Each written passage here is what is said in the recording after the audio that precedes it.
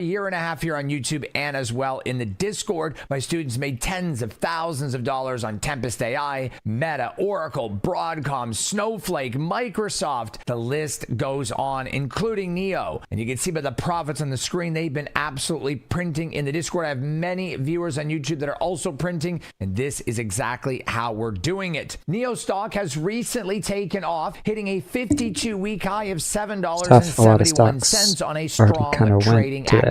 This comes after a volatile period when the stock dipped as low as $3.02, which I told everyone to buy it when it was $3, $3.50, $4, and I continued to make videos on it. This impressive rally seems to be fueled by real improvements in the company's fundamentals. The EV maker is now enjoying a wave of positive developments, including endorsements from analysts and record-breaking performance. For investors, though, following the stock, these are signs of potential lasting change in the company's trajectory. Is it now the right time to invest? Well, I told you guys it was, and if you did, you went from $3.50 to over $7 in just a few months, which is a 100% return, which is 2x. That's incredible. First, a huge announcement. This Friday, my free Masterclass webinar returns yet again, 6 p.m. Eastern Time, 3 p.m. Pacific, this Friday, September 26th. You don't want to miss it. Every student that's ever attended the webinar said they've learned more in the hour they've spent with me than anywhere else. I'll have a huge announcement. I'll be answering your questions. Spots are extremely limited. Every single webinar, I have hundreds of students that can't get in because we have a certain cutoff. So the link to get started is in the information box below to register for this Friday's webinar. You don't want to miss it. Let me show you what you're doing wrong in the market, and let me show you how you can improve it, and let me show you how you can get better. You can see by the profits on the screen that my students are making consistently. This is what they've done. They have shown up to the webinar. They've learned my secrets. They've learned how to do this. And you can see my students in the Discord are doing even better. This is what I want to do. This is what I've set out to do, is to help others understand the market just like you, and help you understand how to get better, save for retirement, trade, and make money. I hope to see you guys at the webinar this Friday. Don't miss it. 6 p.m. Eastern, 3 p.m. Pacific. Link to register now is below. Take action right now. Don't wait. I'll see you there.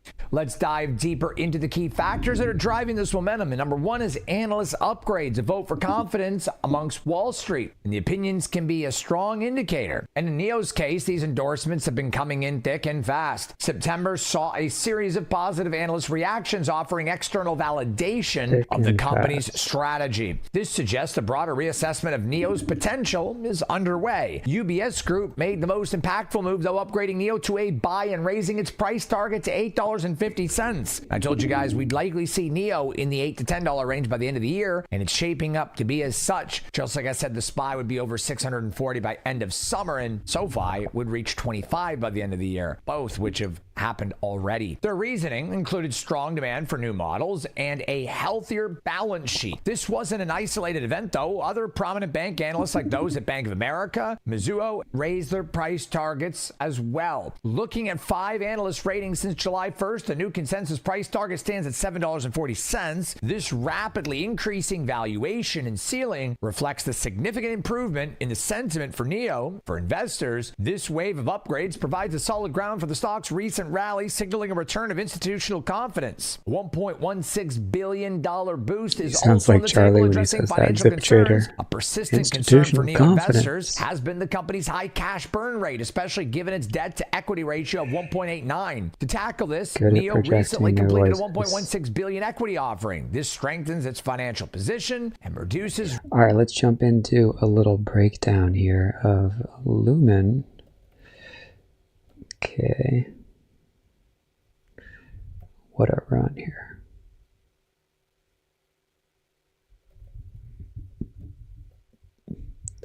Definitely going to want to key on what happened in August of last year.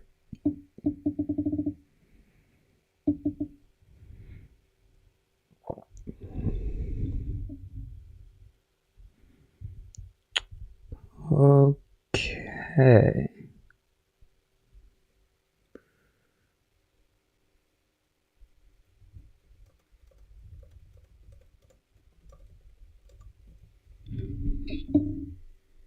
We got short reports, we got $5 billion deals, we got it all here from Microsoft. Okay.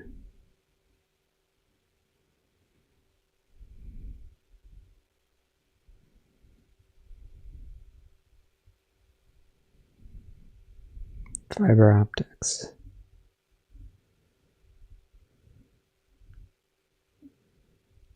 Actually selling their consumer fiber business.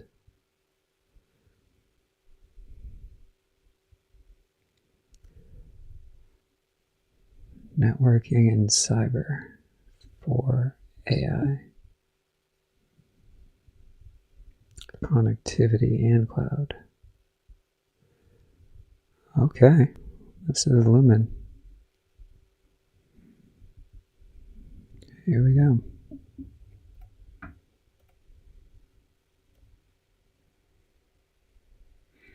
If you're joining from X, you can ask questions on YouTube as well, and I will see them in a short bit. But let's jump in. How's the audio doing here? It's working, right? This one should be working as well.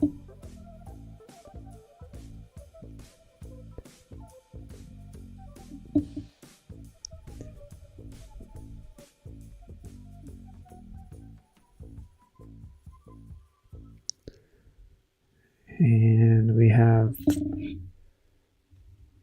liftoff. Okay.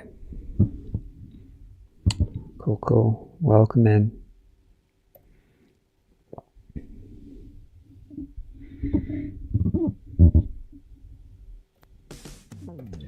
There's one stock that secured a $5 billion deal from Microsoft. They are in an unsexy business, networking. Think fiber optics, although they sold their fiber optics business to AT&T. They're moving strong into cloud services and security for AI applications. They're basically in charge of the cables that connect all the GPUs. They're in the center of this NVIDIA, Oracle, ChatGPT, Microsoft, which gets revenue from OpenAI's, ChatGPT's revenue. They're in the fray, and this stock is about to go up, in my opinion. Let's take a look at the chart and what it is that they do. This is Sam Putnam. This is Sam Putnam. This is Sam Putnam. This is Sam Putnam. This is Sam Putnam. This is Sam Putnam. This is Sam Putnam. This is Sam Putnam. So here is the chart. Looks pretty interesting, right? We've got an up and a sideways wedge forming, and it's bouncing on this moving average line, and you have a spot to get in with really minimal risk 10, 20 cents, and can make $1 or $2 or $3. You can see this stock has absolutely rocketed in the past, so volume definitely can come in, and even if it's not as much volume as mid-August, that was the $5 billion Microsoft deal, there still are fast moves. That was earnings, so that's another unique situation. But now we're building an organic flag with some volume tapering off coming into this compressed day, meaning there's not much selling here, meaning if they're buyers that come in, this thing could go up. Now, what do? They're getting into the growth theme, AI and enterprise connectivity. So in order for enterprise AI to work, not only does all the data need to be labeled and bucketed and laked, not really laked, but you get what I'm saying. It needs to be connected as well. The literal servers need to be connected. A lot of this AI will occur on-prem as well in the next 5 to 10 years, specifically for a highly secure, think SLA environments. So here's some info about Lumen. They're issuing a bunch of debt and basically using that to pay off other debt. That's pretty normal for companies that need massive amounts of money. CoreWeave, I imagine, is going to have some type of news like that when they just got $14 billion from Meta yesterday to I would expect, pay off some of their $9 billion of debt. CoreWeave does data center. They basically are AI server racks for data centers. So if you want to connect them, then you use a company like Lumen. This is the AT&T sale for cash, expected to close next year.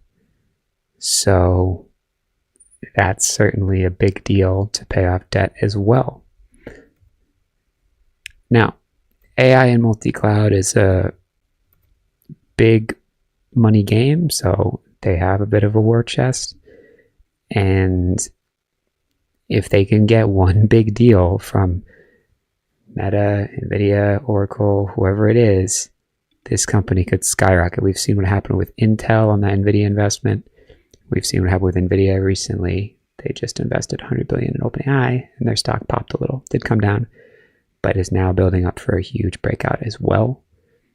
These companies are super, super valuable, and they're getting even more valuable. And Lumen has partnerships with all of the big dogs. The only one else I didn't mention were Amazon and Google Cloud as well, AWS, Amazon Web Services, and Google Cloud is actually called Google Cloud. $8 billion in connectivity deals. So it's a lot. This is a significant stock. And the reason I'm kind of talking about the significance of this stock is that if you look on a chart, this looks pretty scary, right? To think of a stock going from 10 to 2, okay? 2022 was not a good year, but even in 2023, it just went down. So it's only recently that this stock has really caught fire, and it caught fire based on that $5 billion Microsoft deal mid last year. So as far as levels for this stock, we can look all the way back. The $6 level is pretty important going into October and August of last year. Now, you converse that, $7.50 is going to be important. Of course, $7, everyone's going to be watching. There is a $7 level here as well. So that's kind of where to check in on your position if you take a position. And risk-wise, well, you probably want to risk maybe 580, maybe a little less, maybe somewhere in this range here, maybe $6 itself, maybe a really tight risk. You can just look out and see where the most volume is. It's all sort of clustered around here, and we can see that visually as well on the chart when we see all this volume. This volume is not really applicable, although it does show up here as well. But if we zoom in, which we can do here, and just look at a few months even, or maybe even less than a full year. If we look at 90 days, a few months, we can see the blue skies ahead, and we can see this support here. So if it breaks below here is all I'm saying. You got to get the hell out. Okay. Don't back hold. All right. We've all been there. I'm just saying. That's enough looking at charts, although that's the most important thing in my opinion. We do want to know that we're buying something that has some legs. They are in Louisiana. A lot of these data centers are in states that are not the same states that the tech companies are in. That is for sure. And they're in networking, so it's all of this sort of IT gobbledygook that is not exciting to talk about, but just is getting more and more built out. Every time there's a new data center built, you need all the existing technology as well as the new, sexy machine learning technology. So they're sort of another partner with Google Cloud, with Amazon Web Services, with all the existing security services that need to protect these algorithms. I mean, I can't imagine ChatGPT getting some type of bug. That would be could be extremely destructive, considering there's like 1 billion users at this point. So, look, the Microsoft name is a super big deal. this sale of their business to AT&T is a big deal. And at this point, you kind of just have to look at what are the other companies doing. I mean, AT&T and Verizon are so slow, but when you do look at stocks like, that's not Verizon, that's Visa, ANET, which are more similar to them, this had a little update today, and this is in the networking space as well. This looks very strong. So when you see a couple stocks in a theme doing well, it starts to be pretty exciting for the stock that hasn't moved yet to also move along with ANET. So that is the idea, the thesis. And these companies have been around forever, Cisco and Microsoft. I mean, Cisco is absolutely ancient. Okay. This is all the way back in 2007, okay, before the recession. And Microsoft, of course, following a similar path, except even more extreme. Cisco was the juggernaut in the 90s, if I did my research right. I wasn't around to see that and bet on that, but now we're getting that again. Okay, Lumen, is this a bubble?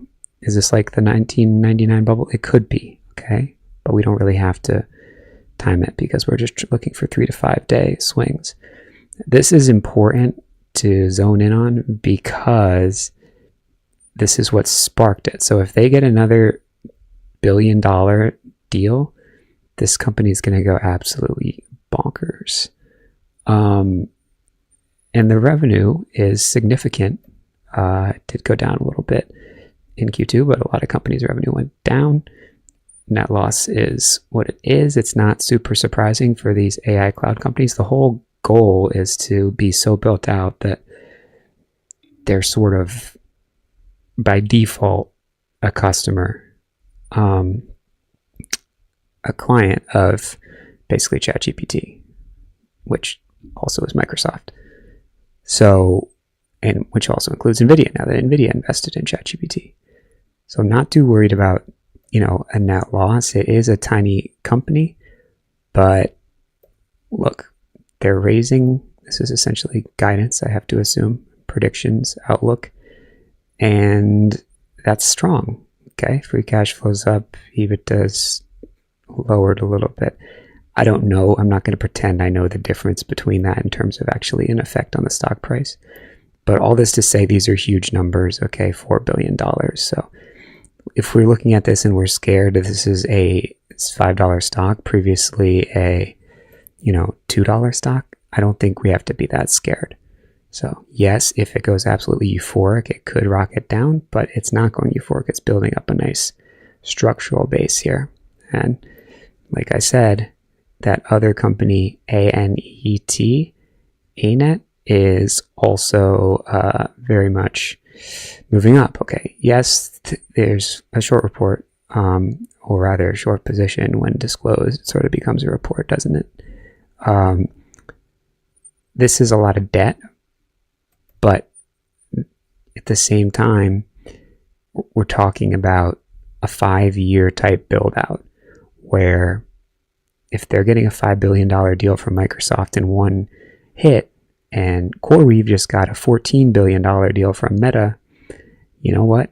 Maybe $19 billion is not that big a problem. Not that big a problem in terms of debt.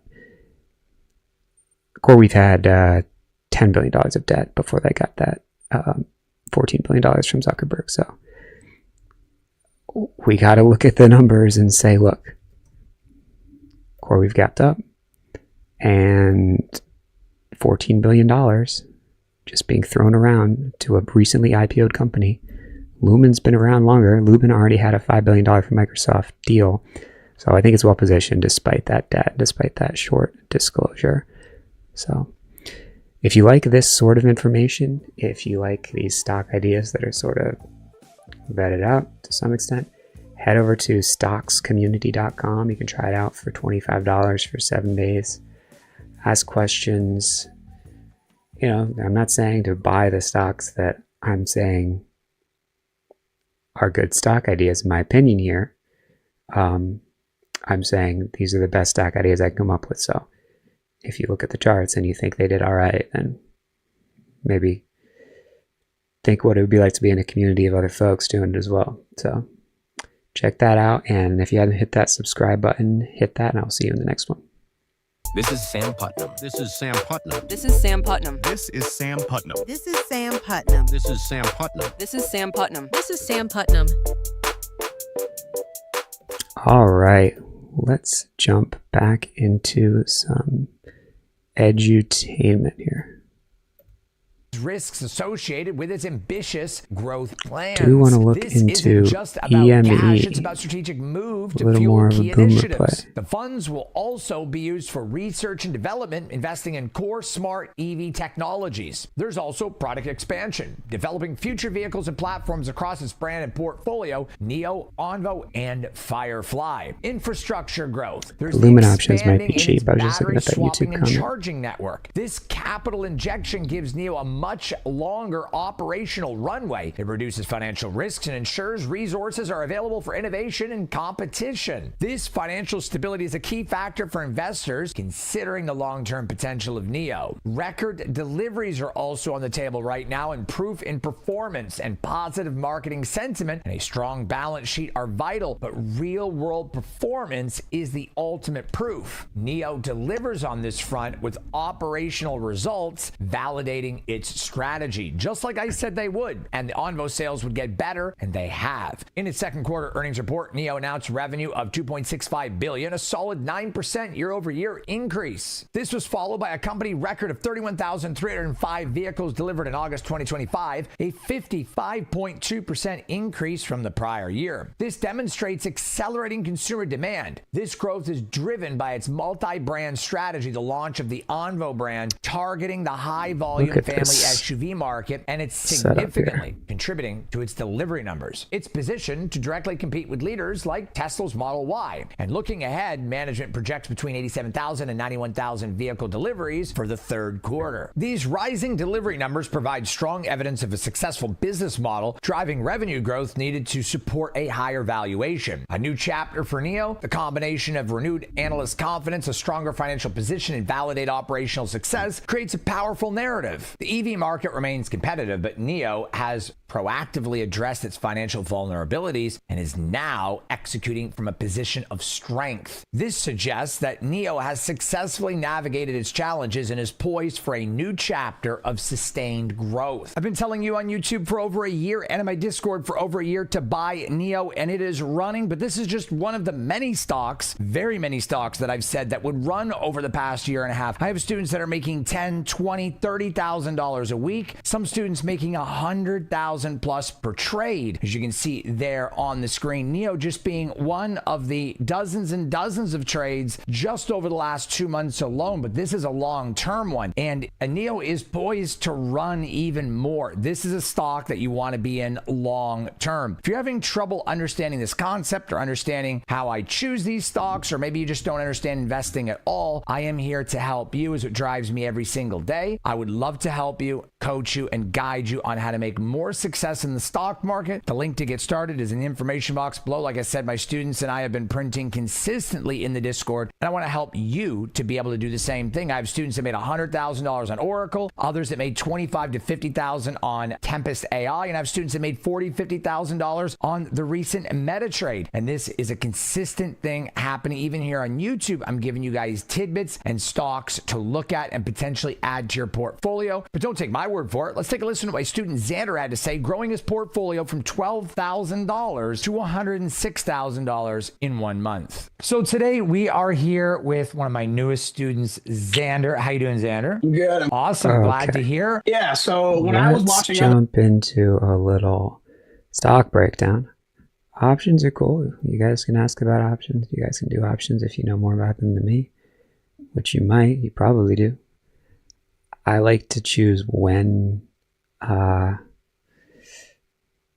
tickers are likely to go up, not when they're definitely going to go up. So that's why I don't do options, because I can buy the shares and then sell out of the shares rather than buying the option and then losing the money on the option, but let's talk about a ticker here that is a little bit of a boomer ticker, I'll admit, but I think it is interesting here, and I am stoked to help you guys out. That is my mission. So here we go. This ticker also, I'll stop going on to ticker. It's a construction AI infrastructure company, almost over 10 billion in revenue. But I do think it's hard to go wrong with these clients. I mean, that's all of the Mang. I guess Netflix isn't necessarily in here, but Google's in Alphabet. All right, let's jump into a little breakdown here. 14 billion in revenue is a lot. 4 billion is a lot just in Q2. And yeah, you're definitely going to need electrical construction to build out some data centers. That is for sure Microsoft, Amazon, Meta, and Google. So pretty awesome. Here we go. Breakdown imminent. There's one stock that is about to skyrocket, in my opinion. They do data centers. They literally build the data centers. And they had 14 billion in revenue last year. So this is the real deal. Their customers are Meta, Amazon, Google, and Microsoft. So it's kind of like an NVIDIA situation where your customers are massive companies. You might not have a lot of them, but you have the right ones. And as more and more data centers get built out, this company is well positioned to build them out. It did just acquire an electrical contracting company, not just anyone, one for 500 million. So a big one, as well as an energy efficiency group as well. So that's something that these FANG, big tech companies really like to get behind, efficiency, and to some extent associate their name with ESG and sustainability. So the ticker is EME. I'll tell you right now, MCore Group. And let's jump into why this data center construction company is poised to break out. And we'll look at the chart as well, not just the fundamentals. This is Sam Putnam. This is Sam Putnam. This is Sam Putnam. This is Sam Putnam. This is Sam Putnam. This is Sam Putnam. This is Sam Putnam. This is Sam Putnam. Now, here's the company. Okay, there's the ticker. And they're out of Connecticut, but they operate across the EU, US. And this is what they do. Okay, everything you need: electrical, mechanical, HVAC, plumbing, lighting, fire protection. They help build data centers as well as solar panels, and they basically do this not just for data centers but also biotech facilities and pharma facilities. So this is a lot of space. They're managing over 1 billion square feet of facility space. 14 billion is no joke. It's only 1 billion of net income. I'm not sure exactly how that works, but I suppose they have massive some type of analyst will have to explain to me exactly how that works, because I feel like if they had a bunch of expenses, that would still not hurt the net income. But this is why I'm not valuing them on the price to earnings or anything boomer like that. We're actually looking at the chart and the hot themes, which include data centers. This is a lot of employees, and this is what caught my attention. Okay, so here's the move. Okay, absolutely crazy, 100%. But it's been building out a base since the beginning of August. And what else has been building out a base since the beginning of August? Let's take a look at NVIDIA, right? Same situation. NVIDIA just broke out. EME has not broken out yet. And of course, the SPY has been rocketing up during that time. So this company is very essential to continued success of all these companies, which are also sort of in favorable positions. Microsoft is. Amazon is actually not. Amazon looks like terrible. And Meta looks not great as well. But NVIDIA is the closest analog, I would say, in terms of this move since tariff bottoms and then this digestion sideways. So that's what I'm seeing here. And you have a really good opportunity to risk maybe $10 and look for $10, $20, $30 to the upside. So I would check that out. This is obviously an insane growth story. So how could this get even crazier from, you know, a $5 stock? If we really only look back in the last 5 years, we're talking about a 10x, okay, which might seem like a lot until you look at NVIDIA and look at the past 5 years. And essentially you're looking at, well, it's about the same actually, depending on where you exactly pick it out. If we're actually looking over here at 2020, which is actually 5 years ago, then yeah, it's like a 30x. So that's the growth story, but we're not really just throwing out numbers here. All we really have to do as medium-term investors is say, this looks beautiful in terms of risk reward, and you can get in here. You can risk maybe this low. So risk $10, like I said, and then look for 20, 30, 40, 50, if not more. Does every one of these huge flags work? No, but there's a lot of them that look great. Snowflake's starting to turn up. Wayfair is starting to maybe turn up. NVIDIA already went, like I said. And yeah, we could look at tiny companies like Lithium America, or even massive companies that are volatile like Intel after this huge investment from NVIDIA. But at this point, you really have to pay attention on a day-by-day basis. And so with EME, you can jump in. Yeah, it'd be great to set a stop. But if you don't check your portfolio for a day or two, well, this thing only moves 3% a day. So you're unlikely to lose more than 3, 4, 5% of your position in a single day, which is obviously reassuring, even though it's not helpful if you're trying to make massive gains very quickly. So you got to balance the two. As far as what else they do serve some big government laboratories, NASA, and they also are helping the major tech companies. Those are the golden gooses. The money's going to trickle down, and it's a lot of money. If they have $14 billion of revenue, that's a lot.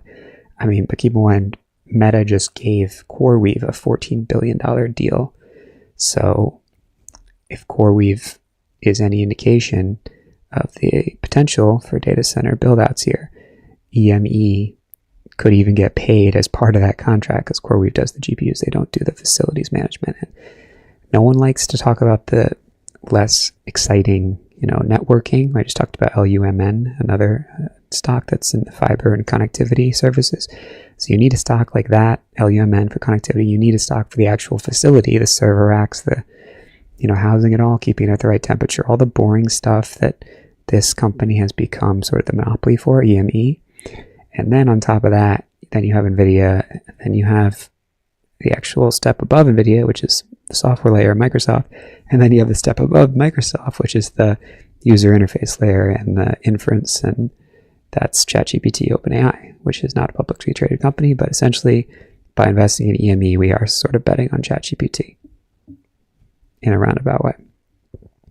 So they did buy back $500 million of shares. So, with a tiny company, that can be sort of a false flag, and they say they're going to buy them back, up to some amount, but these guys actually did buy it. So that's a vote of confidence. Apple, for example, does that almost to a fault. So let's take a look at other big companies associated with them. This is the hyperscaler buzzword dream that we're talking about, where all this infrastructure needs to be actually built. All these towns need to, the regulations have to be rolled out. That's the Stargate $500 billion project that the government has sort of agreed to make the permitting easier, which is a huge part. If you thought about like the California high-speed rail, for example, that's been taking years and years, that could still be faltering. Meanwhile, a sort of federal collaboration like Stargate that brings all these big tech companies together could get done quicker, which is crazy to say, but that's just a side effect of these massive companies putting billions of dollars into this space. So they are located in the southeastern US as well, which is where data centers are expected to be built and already exist. So other little companies that help them out, I'm not a contractor. I could probably be somewhat handy, but I don't know the significance of these subcontractors. But obviously EME uses a lot of subcontractors if they're taking $14 billion of contract value per year. Revenue did increase year over year, so that's positive, and they raised guidance as well.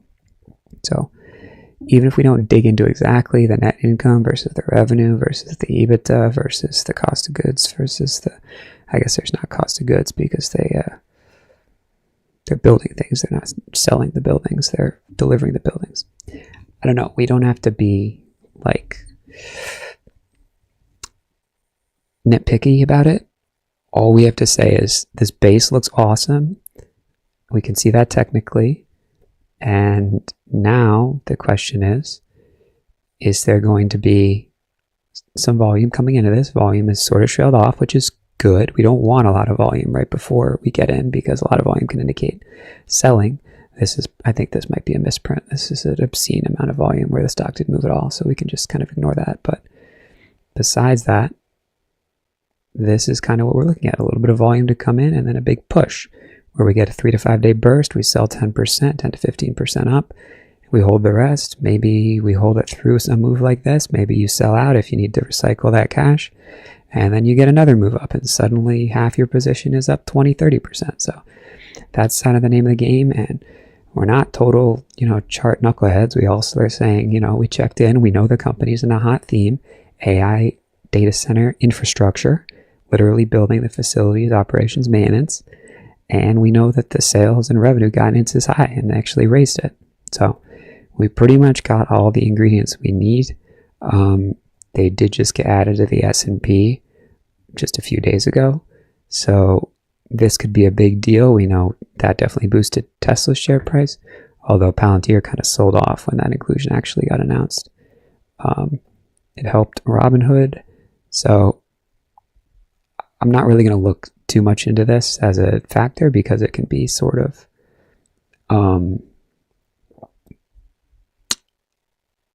we should be selling into this news if anything. So we're not going to worry about that. I'm not going to worry about that. Talked about this almost $1 billion, $800 million acquisition of the electrical contractor, and obviously that's exceedingly important for data center connectivity. And these are some other companies to look at. PWR and Fix are two names that are pretty widely discussed. PWR, Quanta makes the servers, AI servers, and then Fix. So we can't buy this because it's kind of, there's just no way to get into this when it's up, 60% from this green line when it first broke out. This green line broke out is a moving average of 200 days. So it's kind of just a guideline that even on Robinhood, it comes default with this. So people are looking at this. And PWR, again, it's kind of hard to get position in something that's just been grinding up. But the good thing about looking at these two theme tickers is that they're both going up, okay? So it bodes well for our ticker. And this is a base that's just beautiful to get into. Super safe. So that's EME. We're not financial experts, but we know enough to be dangerous in a good way. If you like these ideas, head over to stockscommunity.com. You can try it out for $25 for 7 days. Ask any questions you want. If I'm throwing words at you that are like, I don't know what a moving average is, you can ask about them. If you just want to keep watching the videos, that's cool too. You know, be careful is all I would say. Because when I'm talking about ideas, I'm talking about selling maybe half your position, like a few days or a week after you buy it. So you gotta not just buy and hold. Not financial advice, but I think these ideas are pretty cream of the crop. If you haven't hit that subscribe button and you like these ideas, hit that, and I will see you in the next one in the library with a library voice. This is Sam Putnam. This is Sam Putnam. This is Sam Putnam. This is Sam Putnam. This is Sam Putnam. This is Sam Putnam. This is Sam Putnam. This is Sam Putnam. All right, let's jump back into some motivation here. Other YouTubers, they were really pushing a certain like mode of saying like, oh, you're gonna make $1 million, like over 500,000 with such a small account, and pushing so many numbers that just seems so unrealistic. Where you seem to push like a more focused strategy and actually explain stuff more to the point instead of just pushing the Discord. And it just made me pick yours over everyone else's. You didn't try and give unrealistic expectations, right? You actually gave a focused and clear strategy to how we'd make money. Awesome. I'm glad to hear. And that is the goal. I originally started with $12,000 when I joined your Discord. I never done options before that. And it's kind of crazy what I'm at now. From $12,000 just a month in your Discord, I'm at just over $104,000. So just unbelievable, life-changing money. It's just crazy. Wow. So you went from 12,000 over 104,000 in 1 month in the Discord. Yeah, just unbelievable. That's the And I power of couldn't believe it. options. When I was For doing better or around for 9 worse. trades, and just the amount of success that your HUT. trades were and so accurate. It's like 9 out of 9 trades, Pretty- 104,000 for pretty 12. I couldn't interesting. thank you more. It's just been awesome. Awesome. That is amazing success. And in 1 month, that is like a 10x return, which is Oh yeah, crazy. 1,000%. Yeah, over 1,000% I made in 1 month, just from your strategies and just from what you've put out in the Discord. Based on what it cost you to join and what you've made and the group itself and just overall the education I provide, is it worth Yeah, it? 100%. Yeah, people need to understand that your Discord community is insane. I made, in the span of a month, I made 12 new friends that have just been helping me and explaining to me trades that I haven't even thought about taking Hut that had were such put a out great for me. day. And I'm just not explain sure the we really trades and give wanna me an overall better jump into understanding that of how your right now. Discord works. And if anybody's thinking of joining the Discord, 100%, please go through those training modules. They're step by step, and obviously they'll learn at your pace. So if you can't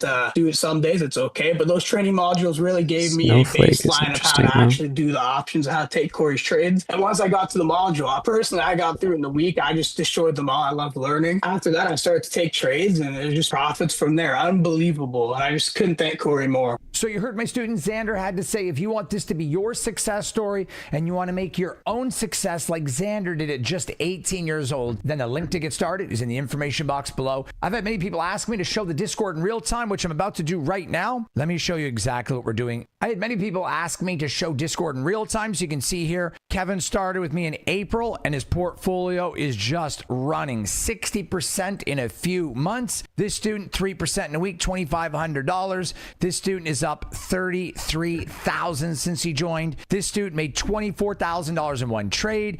2,000 in one trade, 5,000 for this student in one trade, and another few $1,000s in this trade, 21% in 1 day, and the profits keep going on. 4,000 here, another 4,000, 3,600 here. This student turned a $10,000 account into $40,000 since joining my Discord, and we can be here all day looking at the profits. I made $30,000 myself in just over a week. You guys can see these profits here: 44, 10,000, 32, 32, 19, 16, and the list goes on. This student is up 120%. This student's up $18,000 in 1 month. This student right here has made another $1,700 on some put contracts that were sold. This student made 20% in a day. Another student made 30% in a month, 16,000 in 1 month. These profits go on and on and on. If I scroll back here, you see this student made $103,000 $3,000 in 1 month. If you guys want to make these profits you're seeing on the screen, I would love to help you. The link to get started is in the information box below. Look forward to seeing you real soon. Looking at NEO, we can see that NEO is sitting right atop of the $7, $7.50 mark.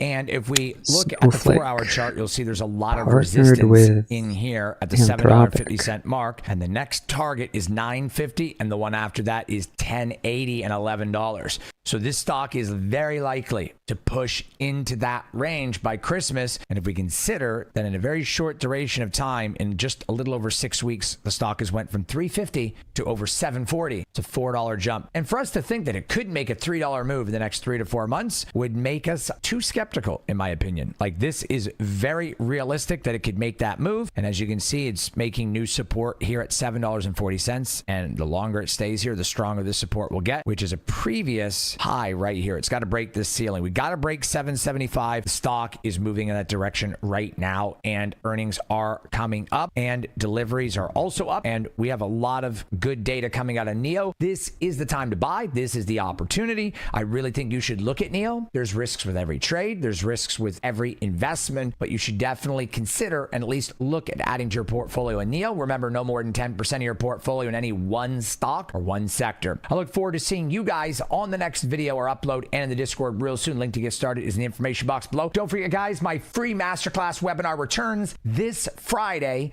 6 p.m. Eastern, 3 p.m. Pacific. This is going to be Friday, September 26th. You don't want to miss it. Huge announcement, and spots are limited. I'll be taking your questions, showing you how to become a better trader. Every student that's ever showed up to this webinar in the past said they've learned more in the 1 hour they've spent with me. Anywhere else, Snowflake, you don't want to miss it. Link to register for the webinar is below. I will see you guys at the webinar and the Discord very soon. Take care of yourselves. One love, fam.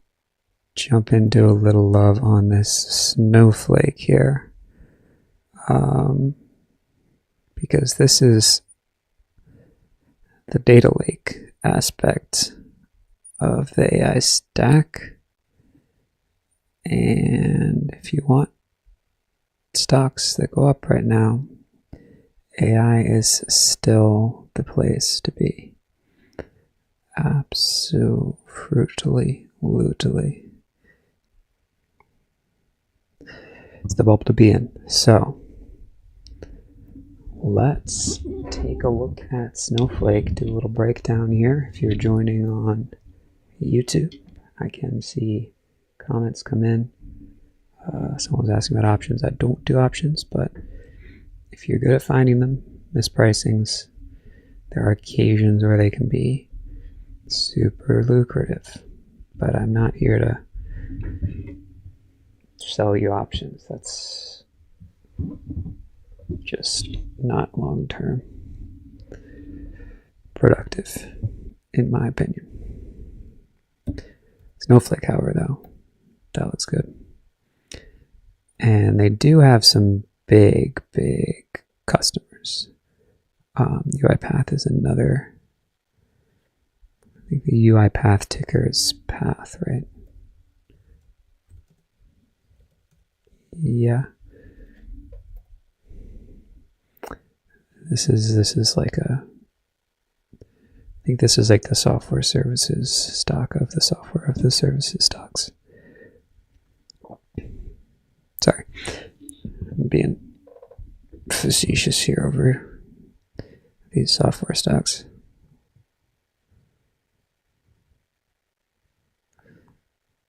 It's hard to take it seriously with all the A companies, but I mean, we have to. The chart looks good, and someone's got to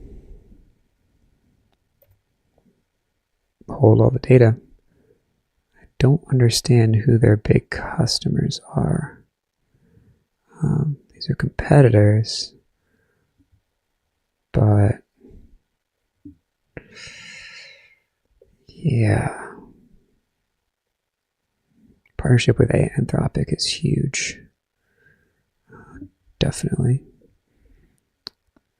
Anthropic is Claude. Who owns Perplexity? That's what I want to know. Who owns Perplexity if Anthropic owns Claude? Perplexity might own Perplexity. Yeah. that's the case. 20 billion perplexity value. What's Anthropic valued at? ChatGPT is 500 billion. 200 billion. And I think Meta bought some Anthropic. I have to think that's true.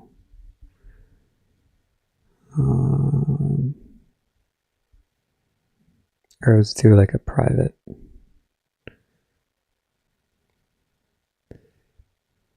Yeah. I feel like they did. Maybe it was Perplexity through some sort of private fund situation. I don't know. All we really have to say is any company that's aligned with a competitor to ChatGPT, not just any competitor, but the number 2 competitor, is a company we want to pay attention to for sure. So, if you have any comments, drop those on the old YouTube. I will see the ones from X as well, but YouTube's where it's at. Otherwise, we'll jump into a little breakdown here.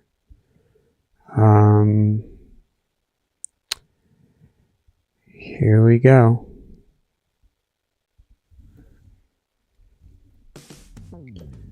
There's one stock that is about to explode. It is a software stock. And as crazy it is to say, software is not as hot as it was. Right now, AI stocks are the most explosive. This stock ticker is SNOW, Snowflake, and they're transforming into an AI stock, in a sense, by partnering with Anthropic, which makes Claude, which is in the top 3 LLMs next to ChatGPT, and maybe Gemini, and maybe Meta's AI, and Perplexity, somewhere in that mix. That partnership with Anthropic brings them into the AI conversation in a big way. They already were there, really. They're a data lake. I'm not giving them as much credit. They're helping support machine learning services, AI services already. So let's jump into where the stock is stock price-wise, and also how that partnership developed and why they're a good buy now. This is Sam Putnam. This is Sam Putnam. This is Sam Putnam. This is Sam Putnam. This is Sam Putnam. This is Sam Putnam. This is Sam Putnam. This is Sam Putnam. So here is the info about the stock. It's a cloud-based data platform. Okay, it's data science was the buzzword 8 years ago, or 20 years ago, depending on where you're at. And then machine learning became that buzzword. And now it's LLMs, at least in the public eye.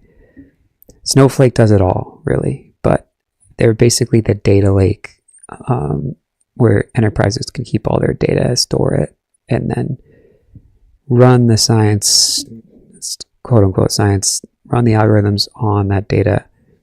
And then, so those are the computations, and then store the data, store the outputs, give that outputs to decision makers, and do analytics on it. So UiPath is their one partnership. That's a big deal in terms of UiPath being a big company. This has not been a great stock performance, but this is a massive company. So huge name in software. Snowflake is also a huge name in software. And although software stocks sort of haven't been doing as well, they haven't gone away. I mean, this is basically the core of everything that sort of ChatGPT was born out of. This is a data warehousing and throughput service that's highly recognized widely. And yeah, these guys are a huge name as well. Google itself has a similar service. Amazon does as well. Azure, this is what ChatGPT is training on. Oracle as well. I mean, all the big companies have data lakes. I mean, they're computers. Like, we don't have to really harp on what the heck's going on here. But what we do want to know and want to make sure we know is we get to this in the same breath as all these companies, but what we need to know is why is it a better buy than those companies? And this has to be why. So this is in August, they partnered with Anthropic. So you can use Anthropic's LLMs within Snowflake's platform. So that's a big deal because a lot of enterprises, you know, they want the ChatGPT experience. They want to offer that within their company and then also to their customers in some cases. They have a bunch of data. They don't know what to do with it. So they hired all these data scientists, all these analytics people, all these AI people. And now it's like, okay, our data's still a mess. Now we have to clean all the data. So you hear about these companies like Scale AI, like labeling all the data manually. And you need to move all the data as well. So that's where Snowflake comes in and they make all this actually happen. All the connections happen where you have, if you don't have good data, you don't have good outputs. And you can say, well, you know, ChatGPT has all the data, so who cares about these other companies? It's like, well, not really. ChatGPT is just scraping the internet, which doesn't actually have data that's important to big companies. Think like Visa, you know, like Capital One, like data points on hundreds of millions of Americans that make credit decisions. Snowflake has customers like that. So this is a big deal. The revenue getting raised, forecast raised up to 3-4 billion. And they did get this overweight rating. I'm not saying that these analyst upgrades always mean something, but Wedbush is recognized. Okay. Now, this is what I wanted to check in on as well. So software has been not super hot. I mean, think about ServiceNow and CRM, Salesforce. So ServiceNow had a rough earnings reaction. Still rolling over, even though it bounced back a little bit. And software, CRM, Salesforce software has been going down for a while now. Really didn't rebound much at all, even after the tariff jump. So, I mean, HubSpot as well. Software has just been getting crushed because all these AI companies have been sort of leading the day. You know, Meta, Google, NVIDIA, absolutely owning.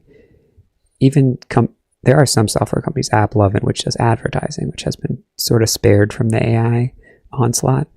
But this company was sort of waiting for, I think, some type of news that keeps it in the conversation. I mean, it has been following those stocks to some extent, but the Anthropic News partnership, I believe, is pretty significant. Obviously, the earnings were good as well. The reaction was good as well.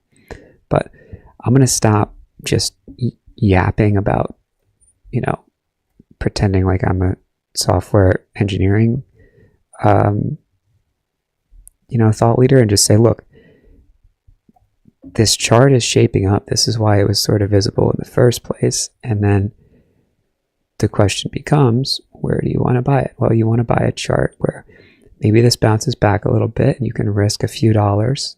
You know, you risk a line like here, going back to late July.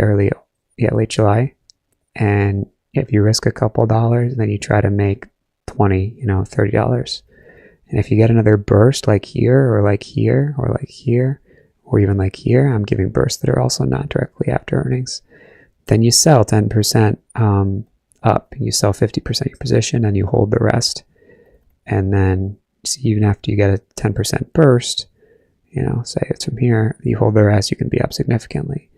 You know, maybe you get 10% up here and you have to sell when you come back to your average, whatever. You still locked some in. So that's the name of the game. That's basically the technical line. There's going to be another important line a little above where we're at here, 236, going all the way back to March of 2021. 2022 was horrible for all stocks.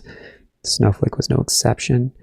2021 was pretty euphoric for a lot of software stocks as well as startups. Snowflake has further along in that conversation, but now we're getting back to an important level and saying, is this going to have another run like it had in 2021? And it looks like it could. So 236 is an important level, and we're pretty close to that level. So if you can buy, risk a few dollars, that's the name of the game. If you get shaken out, you get shaken out. The best hedge funds are wrong 45% of the time, sometimes more than that actually, like 60 or 70% of the time. But the wins outweigh getting stopped out for a few dollars. So that's the chart. We've sort of speculated about what they do. I'm not really speculating. I pretty much know what they do, but I'm trying to make sure we talk about the AI aspect, because that is what's going to drive their market movement, in my opinion. Generative AI seems like it kind of not as exciting to a lot of companies aside from the LLMs. So Anthropic's going to be the big partnership, and Anthropic is valued at a couple $100 billion. So that is the use case. Here's sort of a use case in particular, just decreasing software deployment. So they basically are, a B2B company. They're helping software development teams do things faster in production and spend less money. Okay, so that's great. I mean, they're right in the thick of this AI wave, and this is what I'm trying to sort of nail down. Is they do the warehousing, the analytics. Databricks does analytics more specifically on Apache Spark. I think Databricks is a little bit smaller of a company, but we can sort of take a look at where they're at here. Yeah, it's a $30 stock, so it also doesn't look great. Snowflake is the juggernaut in comparison, and also this is Salesforce. We've already looked. That was down a lot, and they're like have a lot of small businesses. No, HubSpot has a small business. Salesforce has it's like an Oracle for, we know what Salesforce is. They've had great customer retention, great annual contracts, blah, blah, blah, blah, but they're not really what you think of when you think of an AI company. You kind of think of like an AI company disrupting the entire CRM software. So I can see why they're not super attractive to sort of like Wall Street heads, which is what we want to cater to, because they operate a lot of the big funds, right? Here's the deal. Perplexity's in the conversation as well. They're an independent company. They have the 20 billion valuation, and then 10 times that is the Anthropic valuation. So that's a big deal. It's less than the 500 billion. We do kind of want to keep these valuations in the back of our head, because these companies that are private, Anthropic, OpenAI, have so many deals done with the publicly traded tickers. And then there was speculation that Zuckerberg bought a stake of either Anthropic or Perplexity through a sort of vehicle that is not Meta, like his personal or family office venture fund or the like. So all this to say, Snow is in the mix of all these big names and all these big companies. Those are the levels to buy it at. And if you like these type of videos, head over to stockscommunity.com. Try it out for 7 days for $25. See if you get all your questions answered. I can answer a lot of your questions. If there's any verbiage in this video that's related to, moving averages, tickers, exchanges, I can give my best answers for you. $25 is not a lot. It's just a trial. And if you like these videos, hit that subscribe button so you get notified when new ones come out. And you only get 3 notifications a day, so don't worry if there's more videos. See you in the next one. This is Sam Putnam. This is Sam Putnam. This is Sam Putnam. This is Sam Putnam. This is Sam Putnam. This is Sam Putnam. This is Sam Putnam. This is Sam Putnam. All right, let's jump into a little more motivation here. If you own any stocks at all, what JP Morgan's market intelligence just revealed is either going to make you wealthy or it's going to make you broke. Now, they share this only with institutional clients, and that's what annoys me. So I'm sitting here on this lovely flight going to Japan, And I was just reading this and I thought might be something useful in this. And I was like, everybody needs to know this. So if you agree that we as retail investors deserve the same quality of information as Wall Street, put agree in the chat and I'll put up more of this kind of information. So I've made some notes and I'm going to share with you the 5 key points here. Now, the audio is going to suck. It'll be wobbly, but I think none of that really matters because ultimately this is about information, an information edge. And I want to make sure you have an information edge going into the most important months of the year. We're now over 90 days, maybe even almost 100 days in the stock market with another 3% pullback. That's the longest streak in over 8 years. That very, very, very rarely happens. And JP Morgan just made a market call so bold, it could be bigger than anything we've seen since the COVID rally. And I'm going to break down for you exactly what about Oracle? When to buy, what those 5 steps are. So stick with me if you want to be a lot of news around Oracle recently. Now, you might be wondering why the heck should I listen to this weird guy on a plane? I used to be an investment banker, and since I retired, I've made it my mission to dedicate that retirement to help other people understand how money works and level up. And it's been super fun so far. We've helped over 20,000 people in our academy. I'm a co-founder also of Trade Vision, where we make Wall Street quality data and news available to you, which is just insane. You should check that out. There's a link down below to that. But let me run you through the first warning here from JP Morgan. And this is all good news, by the way. I'm not going to try to frighten you here. But their positioning intelligence team just called, well, I'd call it a bombshell, honestly. 5 significant warning signs that you want to watch out for so you know what to do and when to do it. Now, they're warning for the season. They're basically saying September typically sucks. We had a pretty decent September, actually. They say October typically sucks. You typically make 1% in October. So don't be discouraged if your portfolio isn't, running at the crazy pace we've had this year. We're still up 50% this year, which is way, way, way above average. So they're basically saying, prepare to be disappointed, but stay on track. And there's a simple reason for that. The rally's been too perfect. It's too beautiful. Too much winning. It's literally been the strongest rally since the COVID rebound. 2015 was the one before that. So you expect some pullbacks and don't be scared out of your market. But more concerning is that you are very bullish. You, the retail investor, I'm a retail investor too. We are as bullish as we've not been since 1999. And that means, well, something happened in 2000 because I started investing in that year. I lost half my money. So I just want to make sure you don't. And one thing I'm going to do for you actually beyond this video with the crummy audio and the wobbliness, but high quality information, is I'm going to run a live training session for you guys when I land. And it'll be Wednesday evening, 9 p.m. New York time. And I'm going to literally teach you how Wall Street, these guys, these buggers in the big banks, how they actually pick winning stocks, because they have a rule book for that. They don't make it up. They don't go to the office in the morning and go, did anybody have a dream about a stock? That's not how it works. They have a system that they use. I will walk you through that system. How do we pick the industries in this sector? How do we pick the best stocks in that sector? How do we set all that up in just a couple of hours a week to potentially make much, much, much, much more, outcome? I said potentially. I'm not promising it, but likelihood is it'll improve your outcomes. Now, the second part is they're giving us some tripwires to watch. So JP Morgan, the best market data in the world, they're saying there's specific triggers that could either send the market higher or send it tumbling, and you're going to want to know what they are. So write these down. The first one is the Russell 2000. If you want to track that, you can track like a IWM, it's a ticker. That's the ETF for it. Okay, let's jump into a little breakdown of Oracle, which is not in the IWM, but that revenue was pretty exciting. And I think it's going to be exciting going forward, especially after that TikTok deal.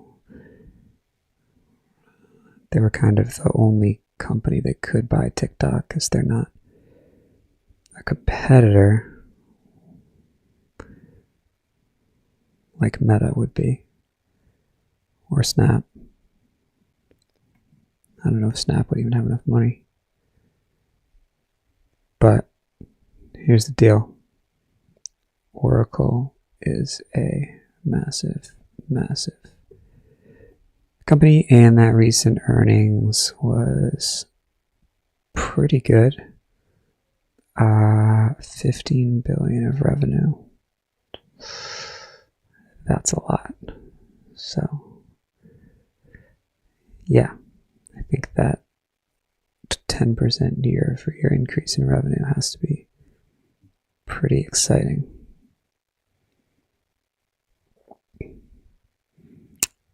Remaining performance obligations is always an interesting word. All right, let's get that info over in plain sight and start chatting about a 10% increase in revenue, specifically from 4 multi-billion-dollar contracts.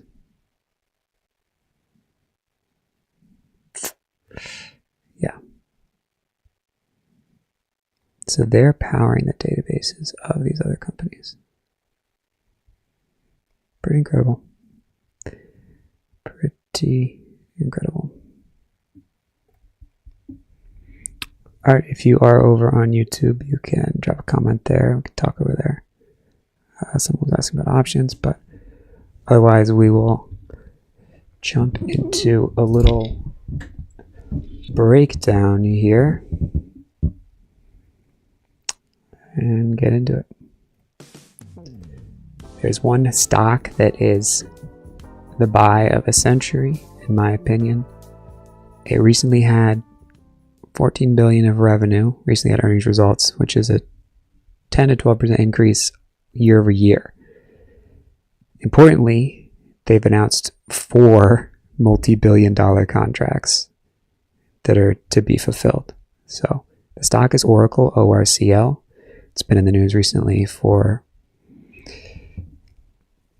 TikTok divesting from ByteDance, and Oracle, I suppose you could say, acquiring TikTok.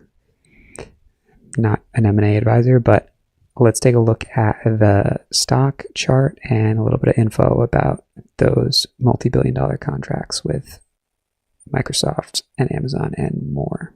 This is Sam Putnam. This is Sam Putnam. This is Sam Putnam. This is Sam Putnam. This is Sam Putnam. This is Sam Putnam. This is Sam Putnam. This is Sam Putnam.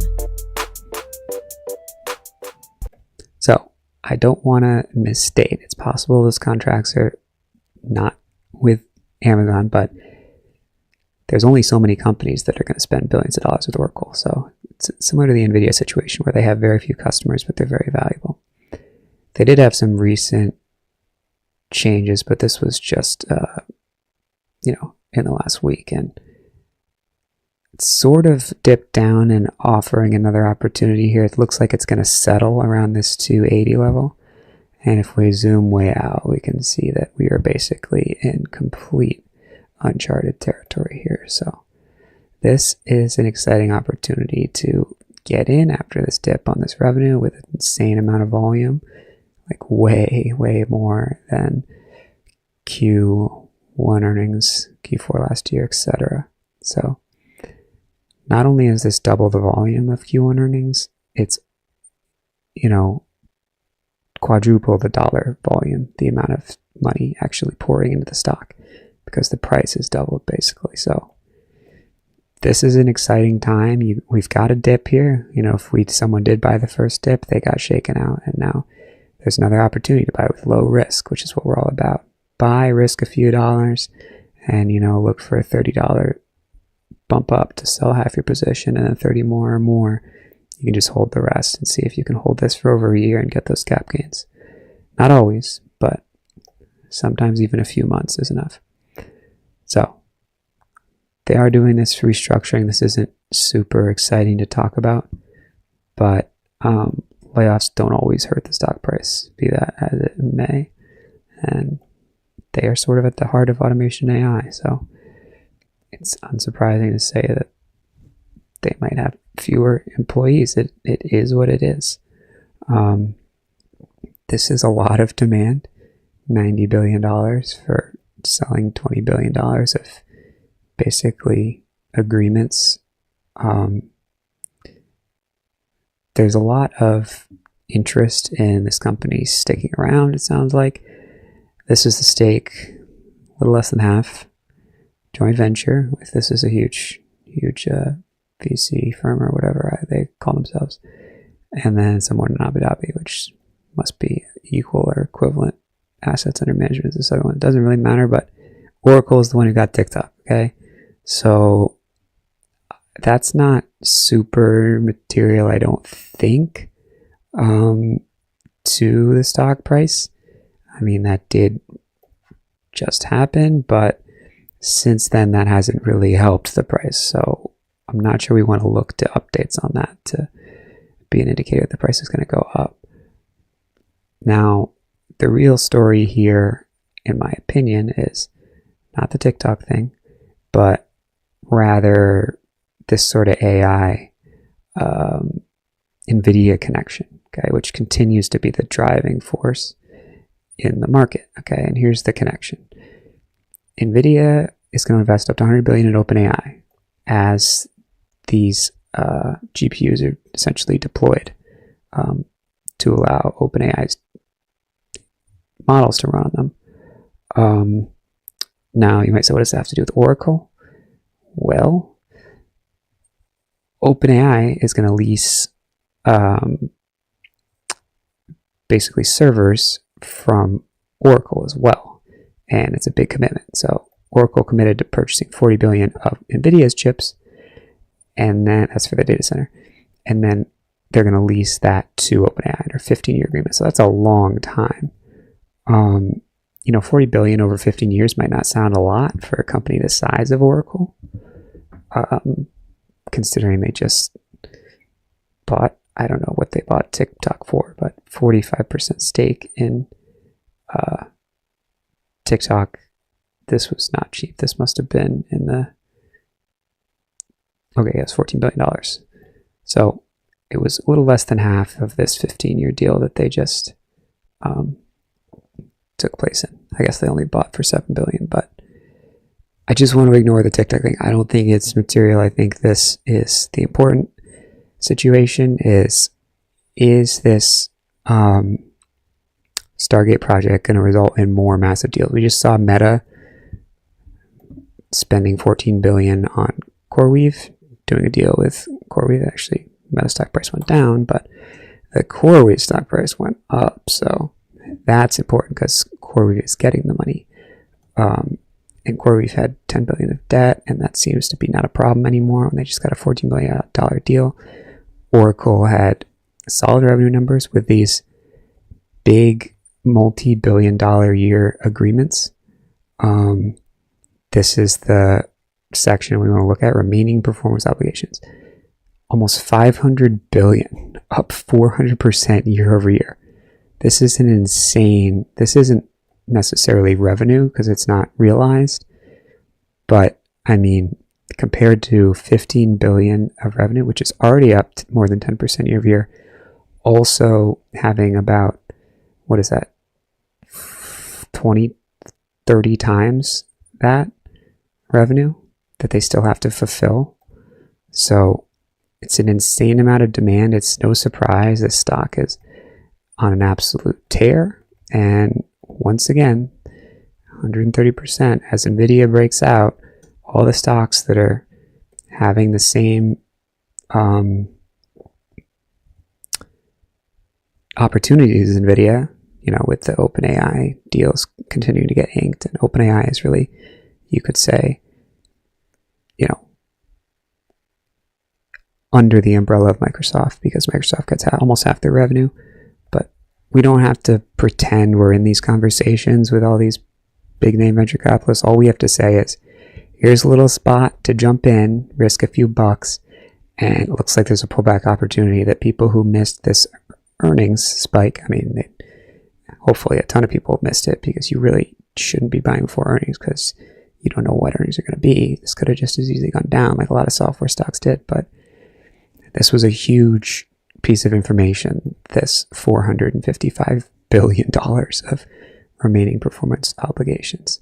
So those are the 4 multi-billion-dollar contracts, and that's $500 billion of obligations. It's not like a binding that they're going to get that, but they have been selected, it seems like you could say.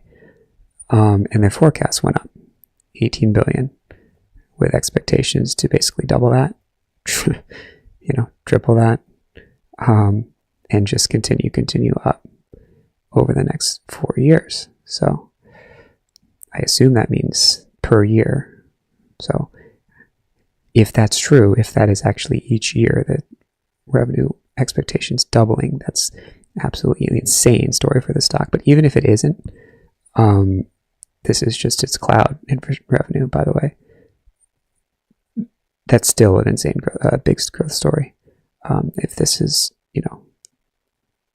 basically a growth of 20% a year or something like that, just in this segment. Whatever it is, it's already booked. So the stock's probably going to move based on that $500 billion number now. Okay, so we're getting an opportunity to act on the information before it gets totally sort of agreed upon by the market. Obviously, it's already been disseminated. Everyone can read that as soon as this came out, but there's a little bit of noise with the whole TikTok thing, and now it's sort of settling, and buyers and sellers are deciding, is this actually worth anything related, anything close to what that euphoric buying on earnings indicated. So we'll see what happens. This is a remarkable growth, no question, and this is an insane number of data centers. Considering I have to expect each of these costs like $500 million or something.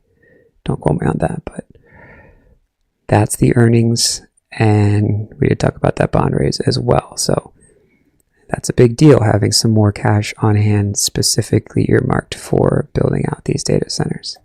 So this is the absolute biggest of the big leagues. This chart is absolutely powerful, and I would say euphoric, except that indicates that this could come down at some point, and I'm not really seeing evidence of that. It more looks like a pullback. This only moves 5% a day, so that's enough where it's interesting, but not enough where it's seemingly unlikely to be, continued. For example, this IRN and this SIF are these Bitcoin miners that have transitioned into AI, sort of jumping on the bandwagon. It's a good idea. Of course, there's higher revenue margin on AI rather than mining Bitcoin. They have some significant dives. 18 to 12 in a day. Like, you're just not going to see a 40%, 30% decrease in a day. It's gradual. So you can get in this, you have some safety margin of error. You risk $3, 5%. Maybe it does go to 5% in a day, and you take a paper cut, and more than likely, well, not more than likely, but there is a good chance that if you get in, you can risk $3, $4, make 30, sell half your position. Maybe it goes up here, maybe it comes back a little bit, holds a higher low, and then eventually at some point you're up here in the 350, 400s with half your position remaining, which gives you a pretty solid $50 per share gain. I don't want to keep those lines in there because I'm not here to be an astrologist or anything, but that's the stock idea. If you like talking about stock ideas that are timely, head over to stockscommunity.com. You can try it out for $25 for 7 days. It's just a trial. It keeps the bots out. It's also sort of a way to not have a trial that's like $1. So you just have a bunch of people jumping in there who might be looking for like a day trading room. This is not a day trading room. These are stocks that you can hold for 3 to 5 days, and then a month, and then in some cases over a year. So that's what we're all about. If you like these videos, hit that subscribe button, and I will see you in the next one. This is Sam Putnam. This is Sam Putnam. This is Sam Putnam. This is Sam Putnam. This is Sam Putnam. This is Sam Putnam. This is Sam Putnam. This is Sam Putnam. Let's jump into a little breakdown here of the JP Morgan warning. Basically saying it's the coal mine, the canary rather, in the coal mine. It tells you whether the rally has legs. I don't mean to sell the JP Morgan warning. Either the Brussels breaks higher, brings in lots and lots of new money, that's institutional money sitting on the sidelines, still sitting in bonds, or it fails and we sell off, and that could then spread. And why does it matter? Why do we watch the Russell rather than the S&P? Because the Russell are small companies dependent on the real economy, dependent on their ability to borrow, lower interest rates, all that kind of real stuff. And when small caps start running, it means real money, real institutional money believes in the economic recovery. Because if the economy falters, yeah, Microsoft will be fine, but your small company will probably collapse. So it's a really good read of whether the economy is doing well.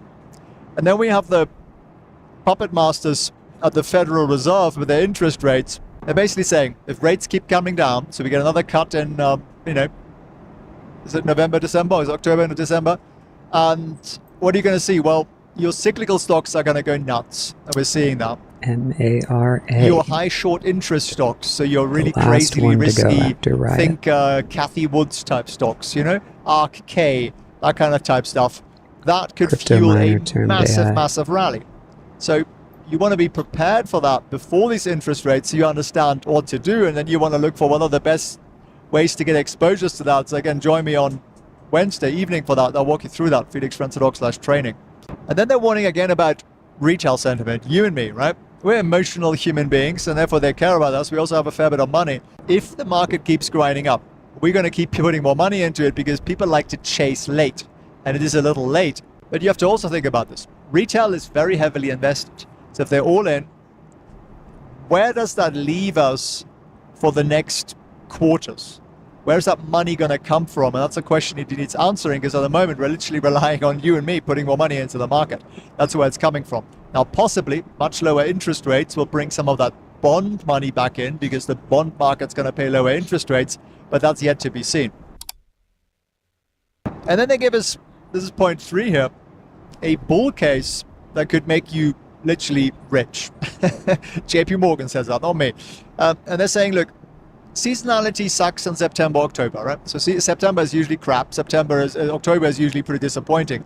And well, there's a flip side to that. What happens in the last 2 months of the year? For some reason, the Christmas spirit goes around, and there is an over 90% likelihood that the market goes up in the last quarter. It's just the way it works. So essentially, September, October shakes out people who don't really know what they're doing, whereas people who know what they're doing are likely buying that dip, and then they're setting themselves up for a wonderful end of the year. That's kind of the way I look at that. And then JP Morgan has these indicators that only they have. They build in-house, they're proprietary, nobody has access to them. And one of them is called JP Morgan's Proprietary Positioning Model, TPM. And it's starting to literally break out of its longer-term trend. And I mean, the longer-term trend has been very, very good already.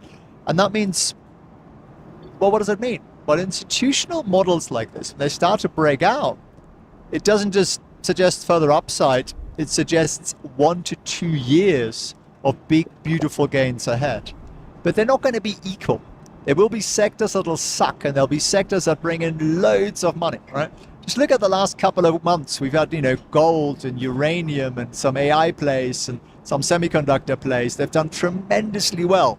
And then a lot of people sitting on stocks, and they're not really doing anything because they don't understand how the money flows around the market. The market is a bunch of buckets. And Wall Street's job is to put the money into the bucket that's going to give them the highest return. Now, retail has been just told, buy and hold, so they just hold all this rubbish. We're not going to buy and hold. We are medium-term investors. We buy and then we hold a little bit if we've already made some money. Let's jump into a little breakdown of Mara, no longer a crypto miner. we're talking a hyperscaler. I don't even know if you can say that with a straight face, to go from a crypto miner to a basically AI data center, but that's basically what these guys do. They're converting their GPUs to be used for LLMs. It's kind of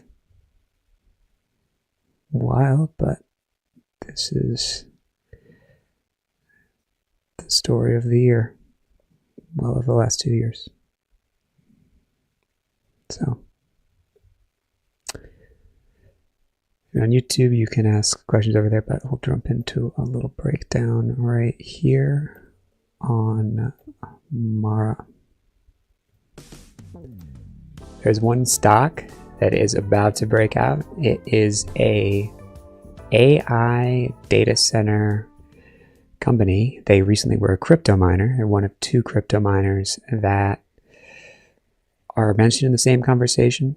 Their sister company, Riot, already took off, and Mara is still sort of going sideways, and it seems that's because they issued a bunch of convertible debt, so that spooked people that they're diluting their shareholders, and also they might not be as far along in the conversion from being a miner to a AI LLM GPU infra factory. So let's jump in to see how much of that is easily describable from the layman, which we are, and then see what the spots are to get it.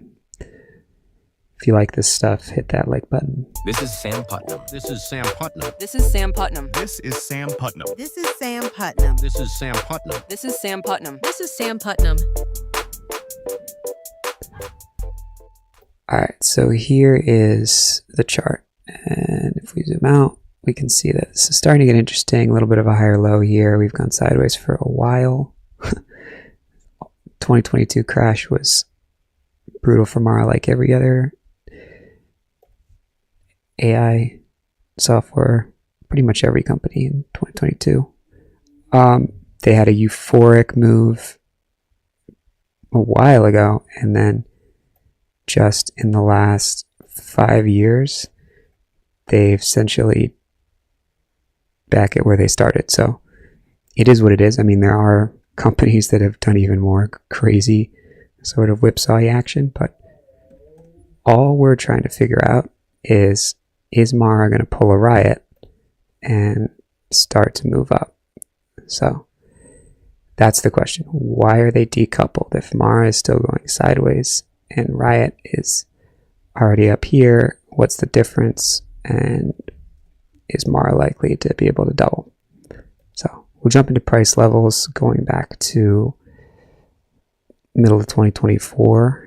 But before we do that, let's jump into a little bit about what this company does. So they're a Bitcoin miner. Iron is another peer, looks like this, and has absolutely skyrocketed at 4x there. And this is what Mara looks like. Of course, if you are a PE ratio person, you could say, well, they're a better PE ratio, they're a better buy. It's like, fine, but at this point, we're not really that focused on PE ratios in terms of valuing companies. If Palantir is any, example of that. And also, this is a little bit worrisome, this debt. So this is Mara. They're going for long-term growth by holding Bitcoin. Okay, but that was sort of the old story. And yeah, they were the second largest corporate holder of Bitcoin, but they also mined less Bitcoin than they had been expected to or had been previously. So that was a little bit of a red flag, you could say. Riot, on the other hand, I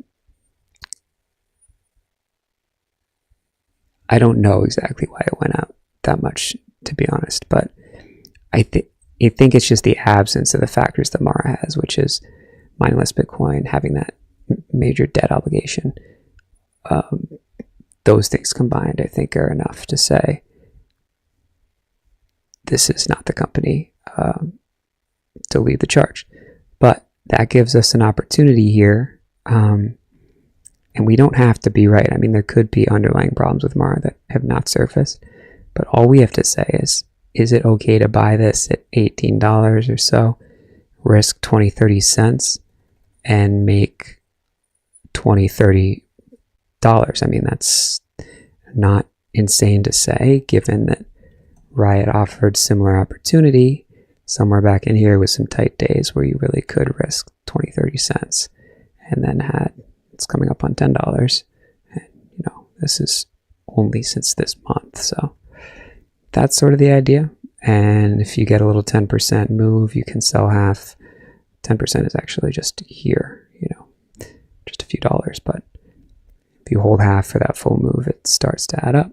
So levels somewhere around $17 is relevant, going back to these, and then this pivot line here, a little higher low here. And then to really zero in, just risking yesterday's low or risking this little prior pre-earnings run up, bounce is safer, where you risk 50 cents or something. But whatever you risk, whether it's one of these day highs, you just want to hold that and then give yourself some room to breathe. Because if you just buy it and just hope that it goes up initially, well, you can see even today it had a wick down below open. So you do have to have some type of risk. Now, that's enough charting. Let's talk a little bit about making sure Mara is worth buying. Might not be the best company in the stock market. It's not NVIDIA, but people are worried about NVIDIA being at all-time highs. So you do look for these sort of bottom bouncer plays. Bitcoin doesn't look great. That's certainly a risk factor for these, but at the same time, as they pivot from Bitcoin mining to AI, they're not as closely tied to Bitcoin. I mean, Cipher went from 2.5 to 15. Meanwhile, Bitcoin, this is the Bitcoin ETF IBIT, just sort of went sideways during the last few months. So they're not really coupled anymore. And now the question becomes, is it going to matter that mining's more competitive and less profitable if they're raising all this debt and moving into AI data centers? So that's basically the play, high performance computing. And what I have to ask is, okay, is there any other information why it hasn't gone up yet? And this is a lot of money for a small, whatever it is, $15, $20 stock. So I can understand the concern there. The decline in Bitcoin production is also a concern. And getting this Coinbase name associated with your brand for Riot, 100 million credit facility, is not as much as the 850 million debt offering from Mara, but it's with Coinbase. So, I mean, if Riot has a major partnership with Coinbase, Riot could absolutely explode to the upside. Coinbase is also looking sort of interesting, and I'll speak to that, but this is a huge company, and it's the, premium Bitcoin company on the NASDAQ. So you can see Mara, you can see Riot, and I have to think that we don't want to be looking at a 5-minute chart. It's insane. I have to think that Mara has a lot of space to run up, but I'm not going to get too crazy about the charts. Just going to focus really on this last question that's important. How easy is it, right, to switch from Bitcoin mining to AI cloud infrastructure? That's a straightforward enough question to ask.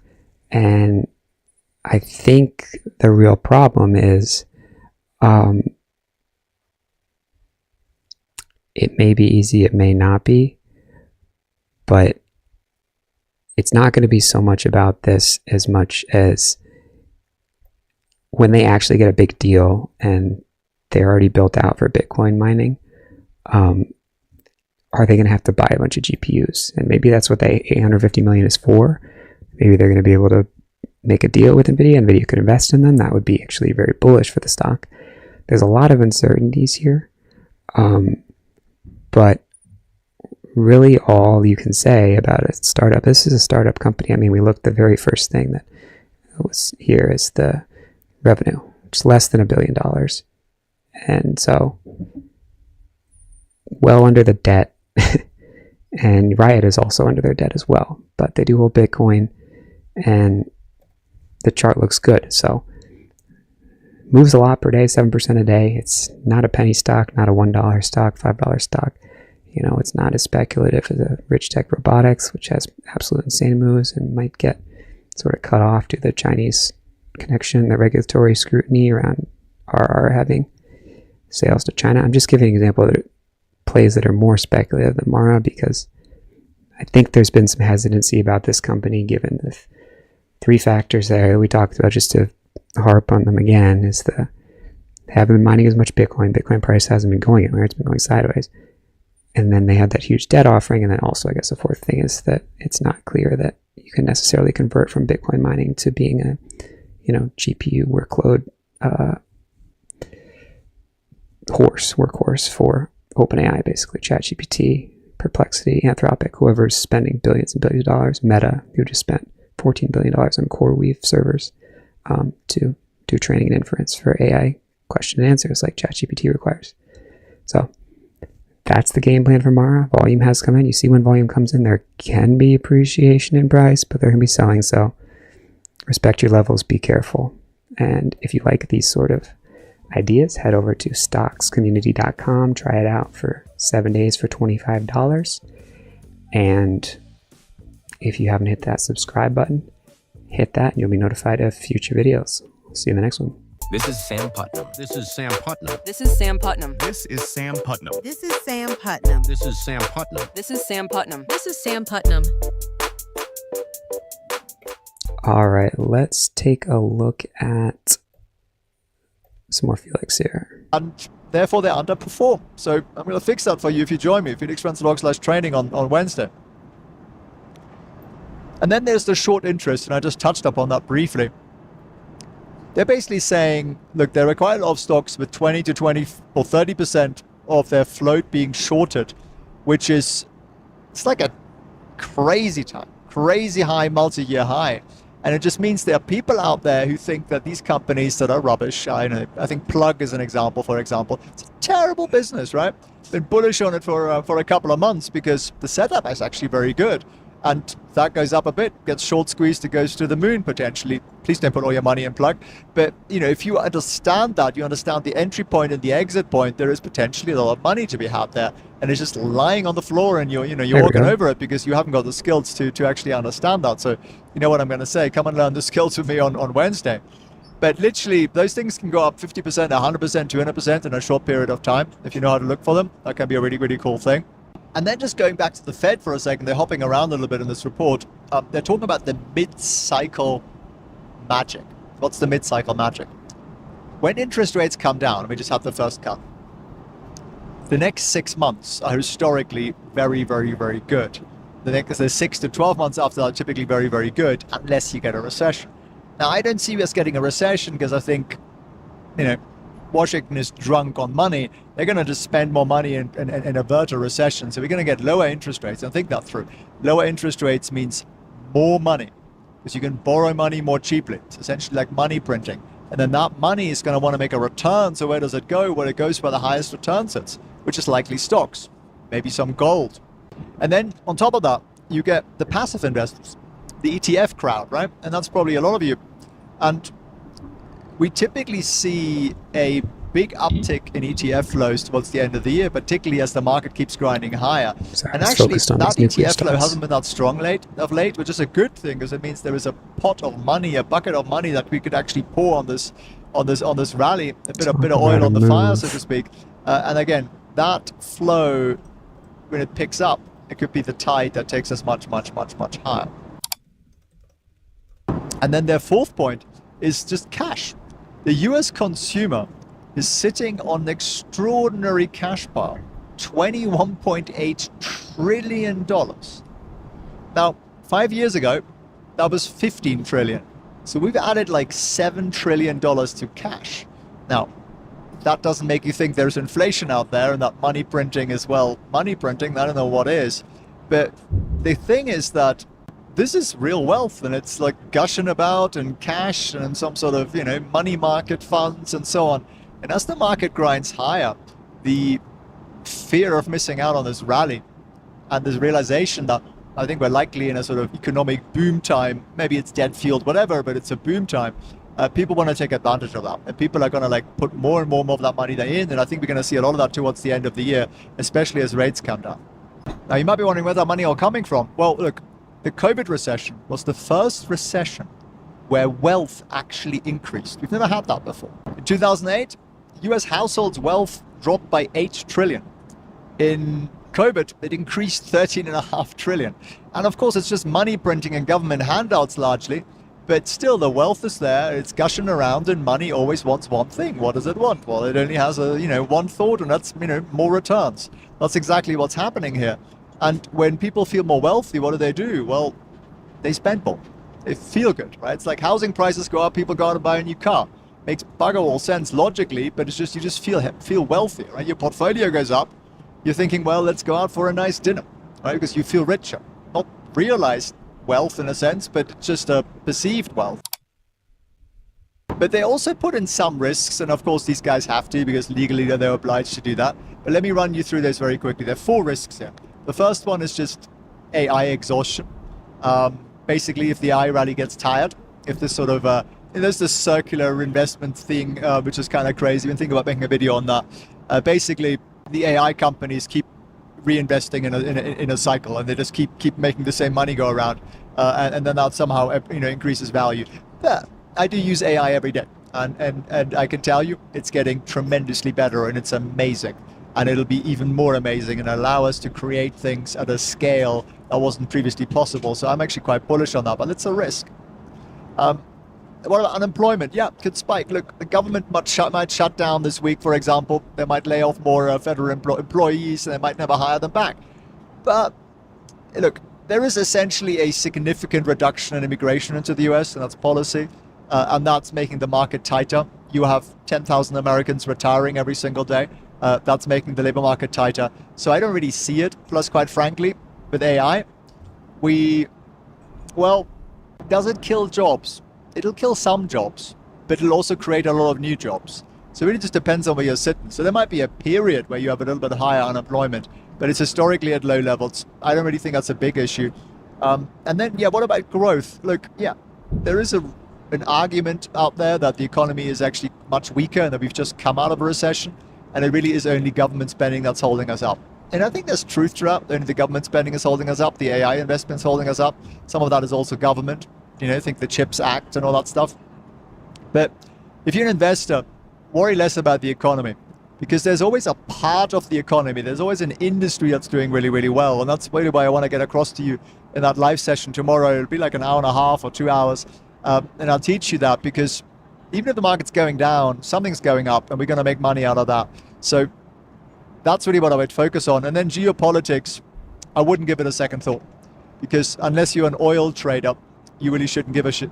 I was going to say something there that YouTube doesn't like me to say, but you know what I'm saying.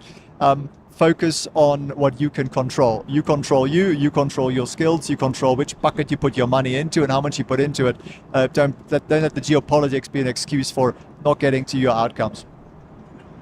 So the bottom line here is essentially, we're at an inflection point here. This market keeps grinding up. It'll be the greatest bull run we've ever seen. I think there is a good reason, if you listen to the politicians in Washington, that they're going to make a bull run happen for the next 2 or 3 years. And you're either part of it or you're not. And it'll be certain sectors, as I say. Look at the S&P 500. 500 stocks, right? 10 of them make all the returns. Maybe 10 of them make all the returns, but there is some startup potential as well. And I think Oaklo is at the center of it. So let's jump into Oaklo and see if we can get to the bottom of the remaining potential for this company. So here goes. The Nuclear Technology Company, aka they build nukes. Pretty crazy run. 90%. just in September. And then they're back down. I guess this is like 30, 20%, 25%. There's one stock that is set to skyrocket. It is a nuclear technology company. They make nuclear power plants. Well, they expect to. The company is Oaklo. It is Sam Altman backed. It merged with a special purpose acquisition company, a SPAC, with Sam Altman as the sponsor, and that was for $300 million that flowed into Oaklo upon that transaction. Since then, it's up 90% in September alone, retracing about 30%. Is this the opportunity, if the stock goes sideways, to get in before another euphoric run? Or is this nuclear euphoria pure speculation? Hit that like button if you like this type of content. This is Sam Putnam. This is Sam Putnam. This is Sam Putnam. This is Sam Putnam. This is Sam Putnam. This is Sam Putnam. This is Sam Putnam. This is Sam Putnam.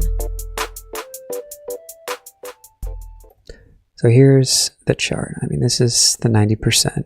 And then since then, we've come back 40% or whatever you want to call it, $30.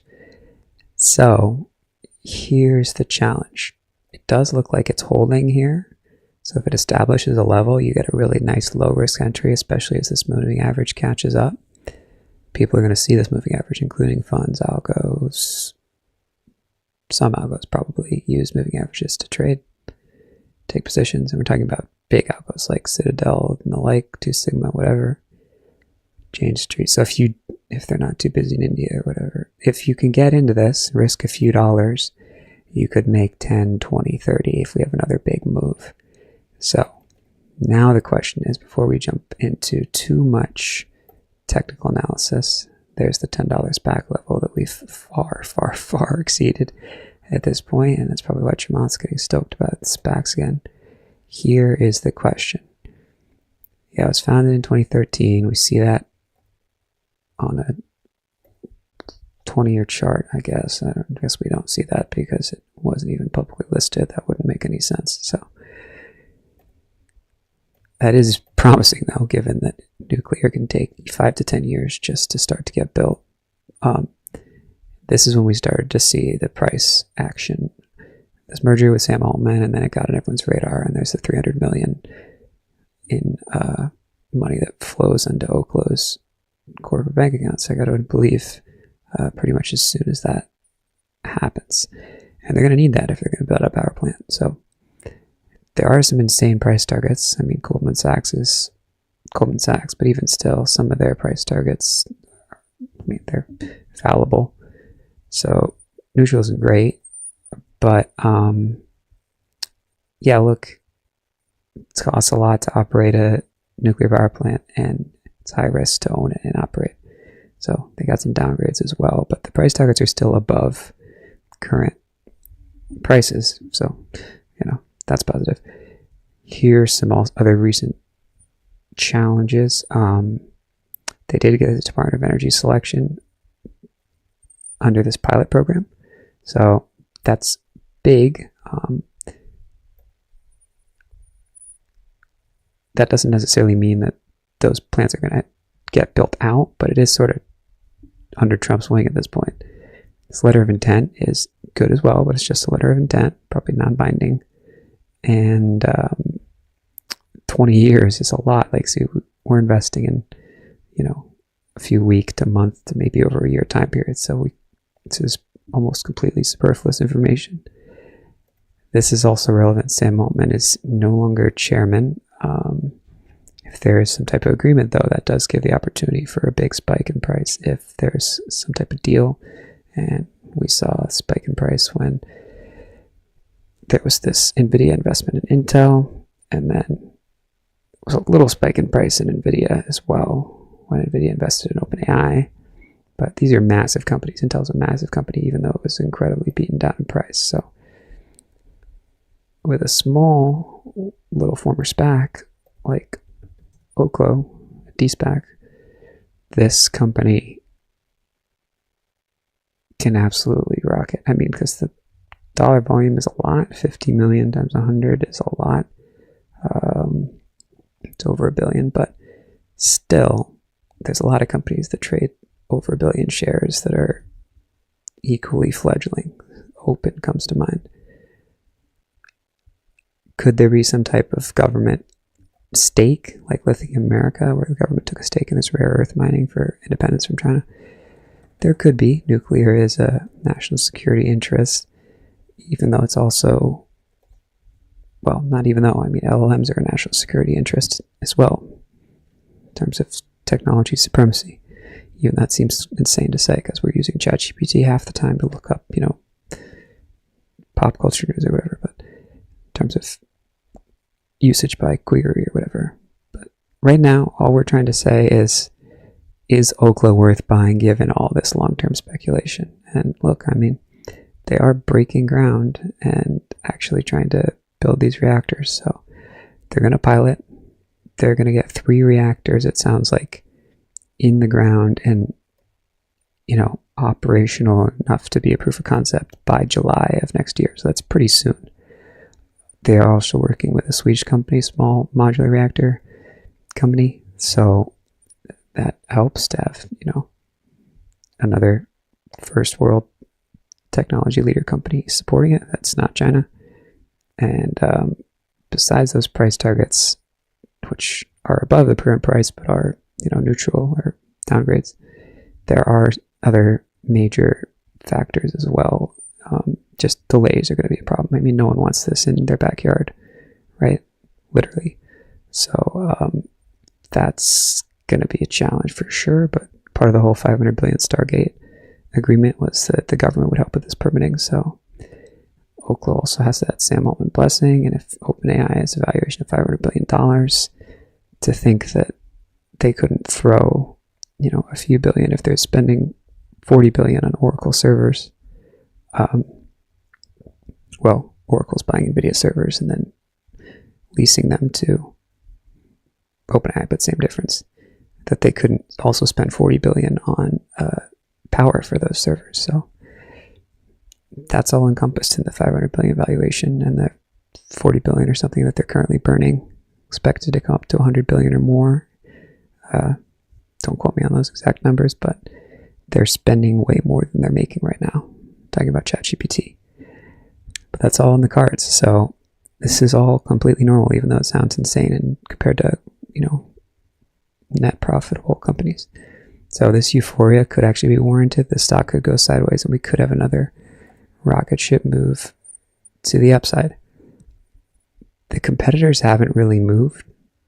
SMR and NNE, namely. I mean, they've sort of just been barely following the market. I can't really even say that this is following the market when we're talking about a $20 stock. But, you know, it did come down and then bounced on tariffs. So NNE has been the laggard for a while, and Oaklo, with that Sam Altman name brand connection, has been the most euphoric. So we'll see what happens with the next administration, but all we're really worried about is the next few months to maybe over a year. And this is the question, right? And that pilot project is definitely promising. And in Virginia, data centers are taking 25 of the state's electricity. That was a couple years ago, which is insane. That same sort of power that's used for one data center can power about 1 million homes. So they actually want, you know, nuclear power to just make sure they have enough power for their own residents. So this is kind of the area we're talking about, the southeastern US. We're also seeing a company highlighted earlier, EME, building out the facilities, building out these data centers. They're headquartered in the southeastern US as well. And then there's these initiatives with Secretary of Energy to make these data centers happen, and then a partnership with Google as well, deployed by 2030. This is 5 years away, but also, you know, Google has an interest in this as well. So there's a lot of big companies that are involved in making this a reality. Microsoft as well. This is the 3 Mile Island. That was a big purchase, and they actually purchase that land and that facility, and it's going to actually operate in 3 years. So no one thought this would happen. This was thought to be like a Chernobyl situation in terms of like it being a relic, but it's all happening. Like, this is absolutely unprecedented. There's even more sort of burgeoning projects, opportunities. This is near Washington, near Seattle, where Microsoft was headquartered. That's just in a few years. And then also in Michigan. So $150 billion Department of Energy grant and a $300 million grant. So from the state. So it's all happening. It's all real. We know it costs a lot. We know people don't like nuclear. We know there's regulatory challenges. We know there's environmental challenges. But with all that said, big tech is still in bed with the White House, and this is a Sam Altman company, and Sam Altman is basically the figurehead of 2025. So if you like these sort of ideas, if you like this sort of analysis, head over to stockscommunity.com. You can try it out for 7 days for $25. Ask any questions you want, and if you haven't hit that subscribe button yet, hit that, and I'll see you in the next one. This is Sam Putnam. This is Sam Putnam. This is Sam Putnam. This is Sam Putnam. This is Sam Putnam. This is Sam Putnam. This is Sam Putnam. This is Sam Putnam.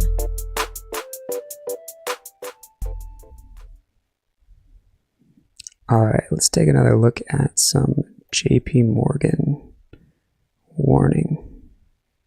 The other 490 are basically a complete waste of life. So again, you want to be positioned in the right places. Maybe the next 20 are still worth having. So we hop around to an extent from the buckets that are growing, and we get out of the buckets that are leaking. And that's really what I want to teach you if you come and join me tomorrow at felixrenzel.org/training. And yes, I'm wearing green trousers, so the market must be bullish.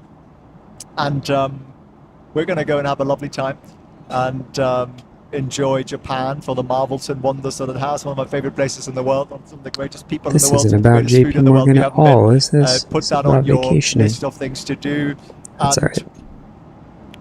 that's really what life's meant to be about. It's meant to be about having time, doing something that's meaningful, doing something that's impactful. And maybe you feel like you're really, really far away from that. Well, just make little steps in that direction and set a target, and that's what happens. I used to be very frustrated as a corporate wage slave. I didn't know how to get out of it. I tried all sorts of jobs and careers, and I got very frustrated. And I finally got to a place where I really focused on money and how to manage that. And I just recorded a video yesterday about a chap who was making $15 an hour, and he's now got $100,000 in his account, his brokerage account, and is getting to the next step, which will be the 500K and the million, and that'll be much, much easier. And he's already enjoying life much more. So you just got to make a plan. You got to stick to it. You got to learn the skills to get up those steps, get up that mountain much more quickly. It's much easier with a guide. Let me teach you the buy rules tomorrow, felixrenzel.org/training. And if you got some value out of that, share it with a friend. I apologize for the audio. My editors will undoubtedly try to do some AI magic with the audio, but it'll suck a bit. But I just think this kind of information, you know, when you get like 30 pages from JP Morgan and you're like, well, only their clients get to see it. Only the big boys get to see it. You and me never usually get to see that. Now, I'm lucky. I've got a lot of people who send me stuff, so I have access to a lot. But I hope this was valuable for you, and I wish you all the best. If you hold any dollar, All right, how about a little more breakdown if you here? hold any US dollar assets, your savings, your 401k, your stocks, your bonds, what I'm about to reveal and break down for you, it could either protect your wealth or leave you financially devastated. A coordinated plan is already in motion to eliminate America's $37 trillion debt crisis, and regular investors like you are about to bear the cost. This could trigger the biggest wealth transfer in American history, with 90% of Americans losing 40 to 50% of their purchasing power, while a small group who sees it coming multiplies their wealth. By the end of this video, you'll understand this dollar collapse plan, see the historical patterns proving it's inevitable, and know exactly how to position yourself before it's too late. I'm Felix Preen. I'm a former investment banker, and I've dedicated my retirement to teaching regular people like you and me how to protect their wealth from Wall Street schemes. And we have over 20,000 students already in our GOAT Academy. I'm also the co-founder of Trade Vision, where we make Wall Street data available to you and me. Now, today is not financial advice. All the research was done by Winston, who's sleeping back there because he's very tired, because we did this marvelous little hike this morning. What a beautiful 3 hours that was. So he's really he's pretty shattered back there. So today we are going to break down the 4 forces that are driving America's dollar collapse. Forces that connect your debt crisis, the BRICS rebellion, a monetary reset that will reshape your financial future forever, the Mar-a-Lago Accord, and the commodity supercycle. I'm going to break each of these down for you. You might want to take notes, but let's start with the impossible math that makes this dollar collapse inevitable. America's debt has exploded to an extraordinary $37 trillion. Now, if you break that down, that's $280,000 per household, and the numbers sound abstract. But think about it this way. If you owed 6 times your annual income with no assets backing it up, what would happen? Bankruptcy. This isn't theory, this is basic maths. The interest payment death spiral is inevitable. It's now $1 trillion. It's more than the US spends on defense, more than the US spends on education, certainly financial education. I haven't seen much of that. And the debt to GDP ratio is at a dangerous 120% level, usually associated with banana republics. No nation has ever recovered from this level of debt without dramatic actions. Every empire has faced this moment. The Roman Empire did it around 300 AD. How? They debased their currency, lots of inflation, and then ultimately collapsed. The British Empire lost its reserve status after World War II and then devalued its currency by 50%. And the pattern is always the same. When the debt becomes unpayable, governments don't default, they don't go bankrupt. They reset the system and they transfer the costs to the citizens, in this case, American citizens. For 80 years, America has been printing dollars without any consequences. Everybody needs dollars for global trade. It's like owning the only ATM in a giant marketplace. It gave the US unprecedented power to finance deficits very cheaply. Global demand kept the dollar value propped up despite excess printing. But the privilege is just... Okay, this macro is exhausting. The share of global reserves... Another little breakdown here. This is the stock, Archer Aviation. And if you've seen Joby, there's definitely some meat on the bone there.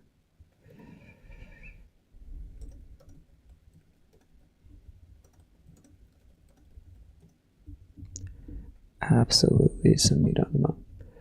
If you're over on YouTube, go ahead and say hi there. And United Airlines is a pretty big deal. Palantir.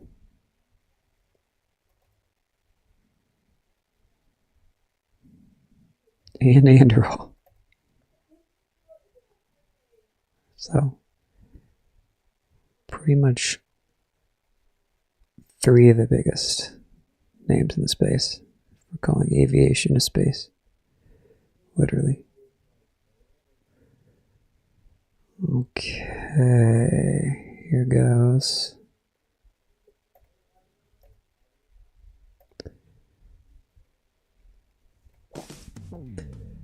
There's one stock that is set to take off. Literally, the company is Archer Aviation, ACHR. They do electric vertical takeoff aircraft, similar to Joby.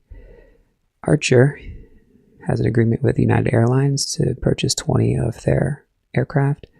Also has an agreement with Palantir to collaborate on flight routing software, as well as an agreement with Anduril through the Department of Defense to create aircraft for defense wartime applications. Let's jump into the stock, where to buy it, and if you like this type of ideation, hit that like button. This is Sam Putnam. This is Sam Putnam. This is Sam Putnam. This is Sam Putnam. This is Sam Putnam. This is Sam Putnam. This is Sam Putnam. This is Sam Putnam. Here's the idea. This company has a higher low as of about a few days ago, and it's bouncing off some key levels going back to basically the pre-tariff bounce times. So that $9 level is pretty important, coming up to a whole $10 level. Had a few sort of fake breakouts or digestions, whatever you want to call them, euphoric blow-off tops. We'll reclaim this Q2 earnings reaction fall, and now we're starting to get over these moving averages and into a lot of space here. Joby leading the way. This has been a crazy move from April, from $5 to 20, and then having that similar sort of Q2 earnings fall with a little bit of a smooth ramp up that we're seeing here. So Archer did that over a longer period of time, but the similarity is uncanny, at least this part, and I think Archer is going to at least have an easier way to get in than Joby. Joby is definitely building out something here, but it's sort of, just spiky, prickly. Whenever you see these like lines above and beyond, that means you could get stopped out really easily. So if it just chops around in a channel, you can't really risk much. You're going to see your portfolio going up and down and up and down, and you're just going to get exhausted, in my opinion. Whereas with Archer, it is wiki, but you can at least risk the prior day. And some of these days are compressed, and at least we're coming down testing. So if you get in when it comes down here, you can risk $1 and you have less chance of getting chopped out. This is 6% a day. So, if we look at one of these days, it is a lot. If we look over at Joby's day, it's a little more, 7% a day, okay? So right now, it's starting to get compressed, but it wasn't really the case over here. It's like 10% in a single candle. So pick your poison. I personally think Archer is a little better positioned, and it's easier to risk off of these levels rather than picking Joby that went up a bunch and then pull back now. So that's the idea. We'll jump into more price levels in a second, but we don't want to totally put people to sleep. So Archer is electric vehicle vertical takeoff. I don't know why I say vehicle, but electric. It's implied. They definitely know how to do it, and analysts say these are like, not a no-name analyst. This is kind of more entry level for sure, but $13 is actually a price they've reached, and certainly within the wheelhouse here. This is the partnership we mentioned initially, and then Anduril as well, raising $450 million through this sort of vehicle to partner with Palmer Luckey, former Oculus founder, sold to Meta and then came back and is starting the next Palantir. It's crazy to say, the next Lockheed Martin, whatever you want to call it. So look, Archer at $300 million in funding, and that's not even including, I believe, this Anduril agreement. So there's plenty of money. It does take a lot of money to create these things. Look, they're ridiculously cool, assuming they work and don't crash into other plans. So this is a lot of money, and Abu Dhabi's even the mix, which, there's a lot of oil money in there. But don't want to be flippant about this. They did actually do some acquisitions. This was like a helicopter company. So this is actually happening, and it might be a little more regulatorily seamless to do some test flights over in Saudi Arabia. This is a lot of aircraft, 200 for $1 billion. So that'll be a big sale if that goes through. And then this Toyota investment is a big vote of confidence as well. So this is not a science project. This is a $900 million investment. And well, this is actually Joby that we're talking about now. But the whole point of this entire idea is that Joby already went and Archer is following along. And it's not like Archer is a laggard per se. They're more like a sympathy. They're more like in the same breath. They're kind of like when you see IO and Q, a quantum company, go up, you kind of know Rigetti is going to go up as well. And even QBTS, and to some extent QUBT went as well. sort of in order of strength. Now, is Archer going to pull a Joby and go doubling in what looks like, a couple weeks here? This was crazy. Probably not. It's probably going to be closer to its type of action here, but all we really have to say is that if we can get in here, risk 20 cents, 25 cents, and make $10, $20, that's a no-brainer. And you're not really going to make $10 quickly. You could go up 10%, sell half your position.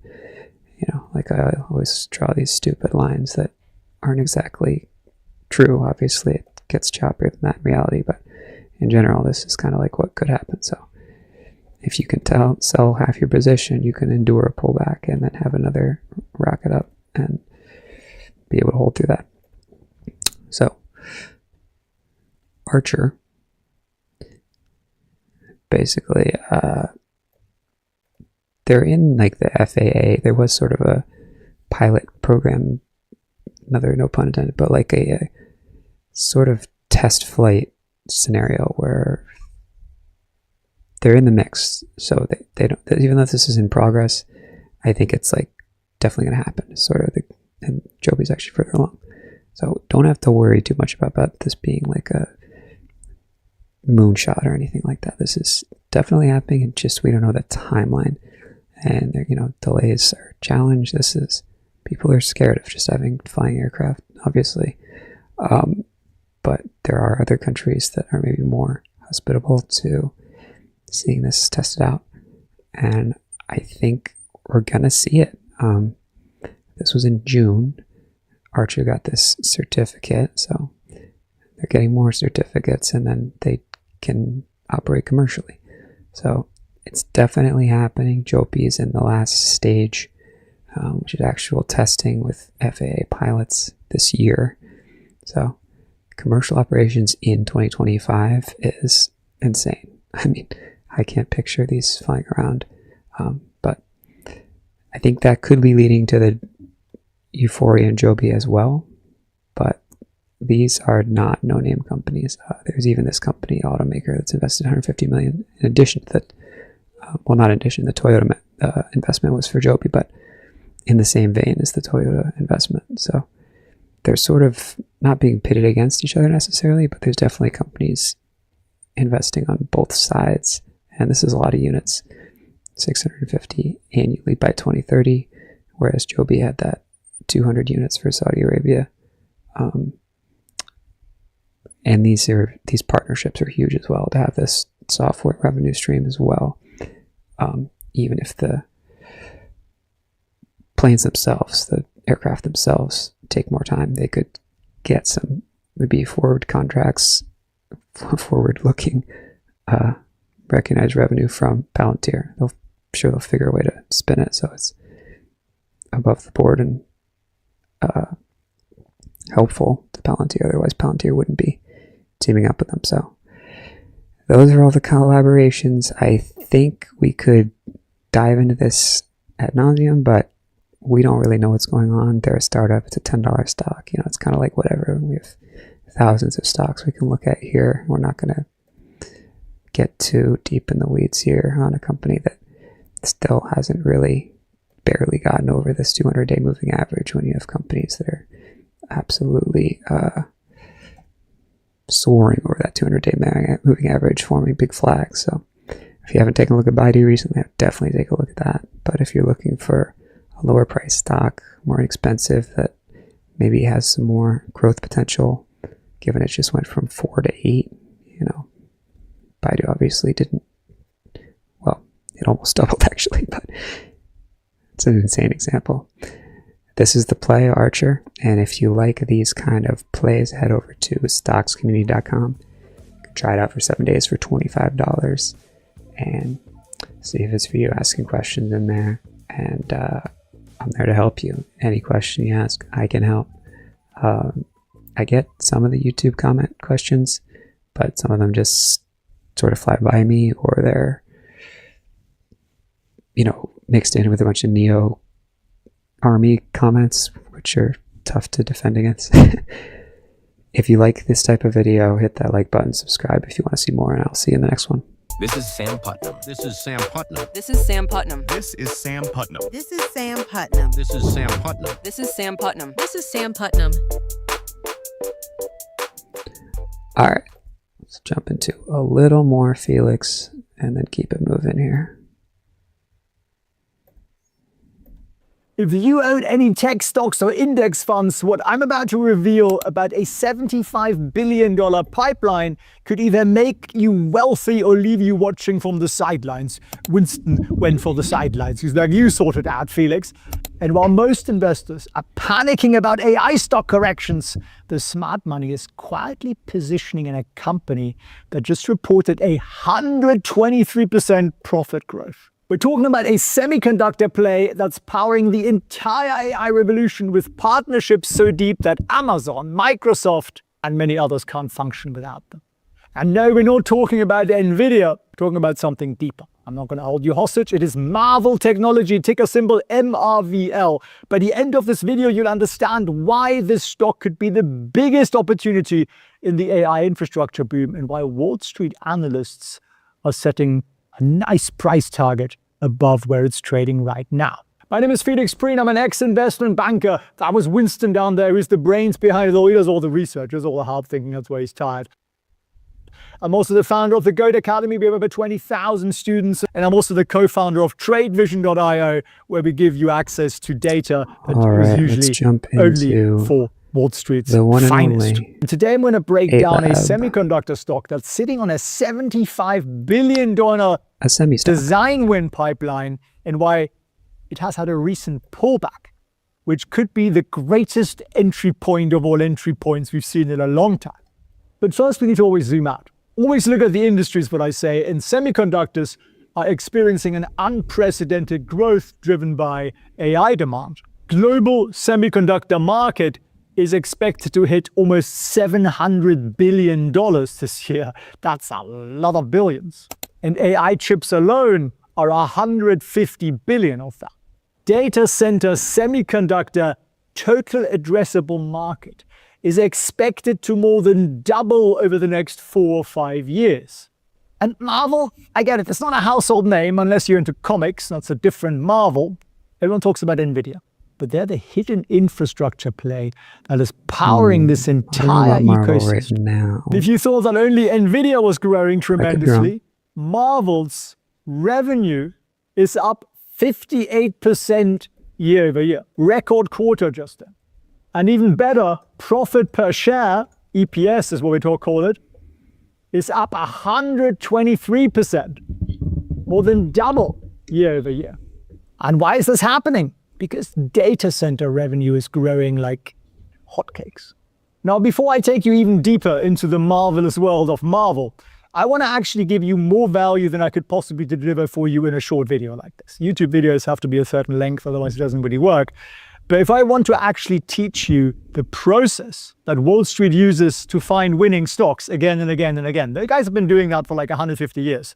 They haven't reinvented that wheel. It's still the same wheel that they're spinning. And I can do that for you, but it will take me about an hour, maybe a little bit longer. If you want to learn that, if you actually want to learn the skill because you're sick and tired of just hoping for the one little stock tip, then come and join me live and for free at felixfriends.org/training, and I'll break down the entire structure for you. I'll give you the whole bloody thing. I'll even give you a workbook so you can walk away with the whole stuff in writing in addition to what I'm teaching you. But here is why Marvel is exciting. Wall Street insiders know that Marvel has a $75 billion pipeline. And these are not potential sales. These are contracted commitments from major tech companies. All right, so let's jump in and do a little breakdown here of this NVIDIA connected stock. This is a major semiconductor stock. And yeah.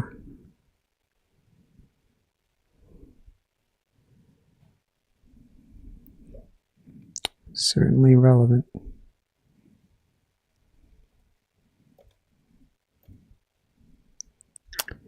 Of course, it's on ALAB's page, but you know what? It is in fact a collaboration and not just buying some GPUs.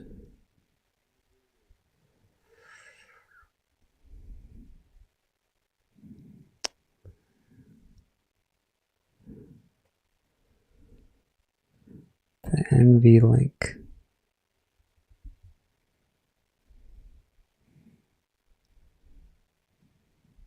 This is what you want to hear. Okay. Let's jump into a breakdown here, because the stock may not be low priced for long.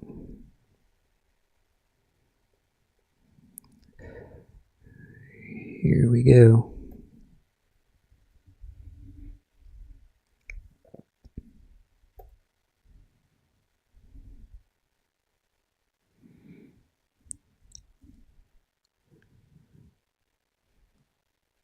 Of course, this is not as good as actually NVIDIA buying their chips, but you know what?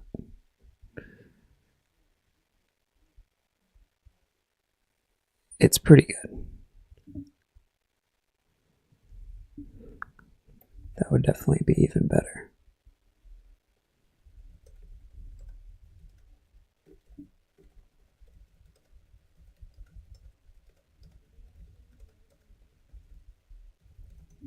Let's take a look at that.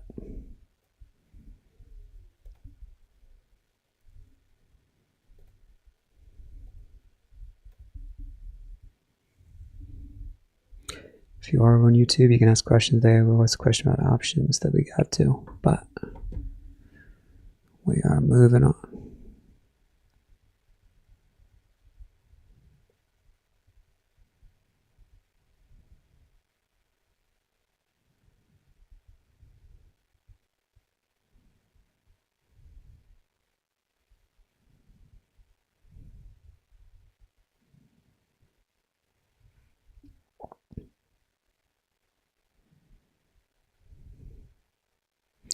Okay, there we go.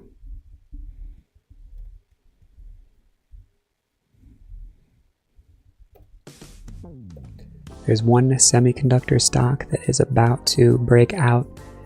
It's an AI stock. It's collaborated with NVIDIA for years and is interoperable with NVIDIA's Blackwell chips. After numerous iterations and revisions, the company is ALAB, Astera Labs. ALAB is the ticker. And if there's any time to ride NVIDIA's coattails, it's right as NVIDIA is breaking out. If you like this type of info, hit that like button. This is Sam Putnam. This is Sam Putnam. This is Sam Putnam. This is Sam Putnam. This is Sam Putnam. This is Sam Putnam. This is Sam Putnam. This is Sam Putnam. So here is the collaboration. Okay. In detail, they've been working for generations, but they also have worked specifically on the interoperability with Blackwell.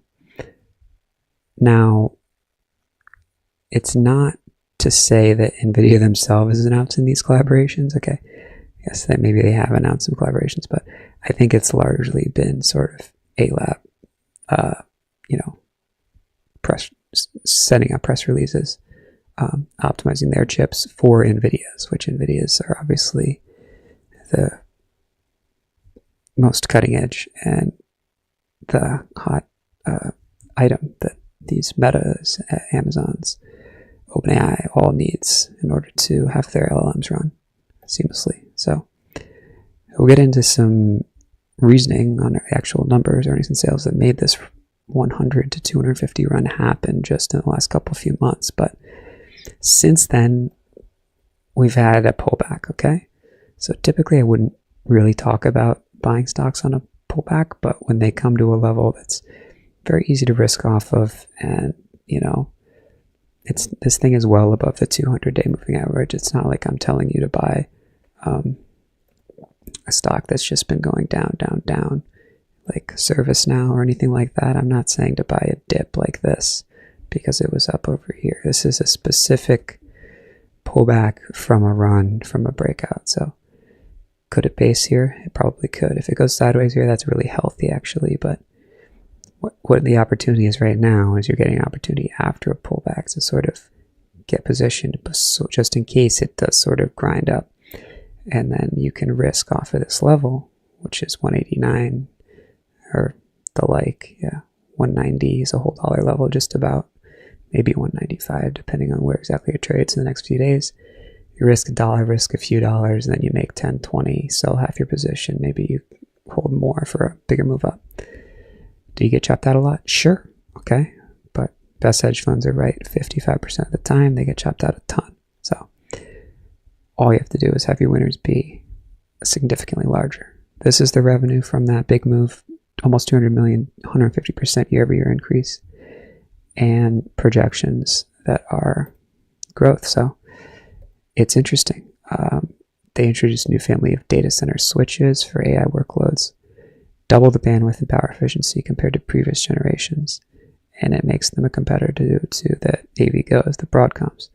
So Broadcom itself hasn't really been a stock that is, I mean, easy to get positioned to. I mean, this is insane, obviously, but like, how are you going to buy that? I actually did try to buy it and I got chopped out. But if you look at NVIDIA, it just is a little easier in terms of a breakout. Goes straight up, goes sideways, and then it looks like it's breaking out. You know, it's kind of similar to a Tesla. Massive breakout opportunity, massive, you know, after earnings, euphoria. Tesla's a little meme, so it's not a great example, but here's the opportunity here. Breakout, goes up. This is the kind of thing where you can get positioned in. Here's sort of a, I hesitate to say buy the dip because this is after a huge run. I'm not saying to time the bottom or anything crazy like that. This is just an opportunity to risk off of a level and then maybe get in before we start to sort of grind higher and then maybe digest and form a big move up. So why don't I just wait until we actually do that? Well, because this is an opportunity that's present today and it's down a lot. It's unlikely to break through here and go further down, but if it does, you can stop out. So no harm, no foul. Now, what do they basically do? Okay, and is there anything that you should worry about?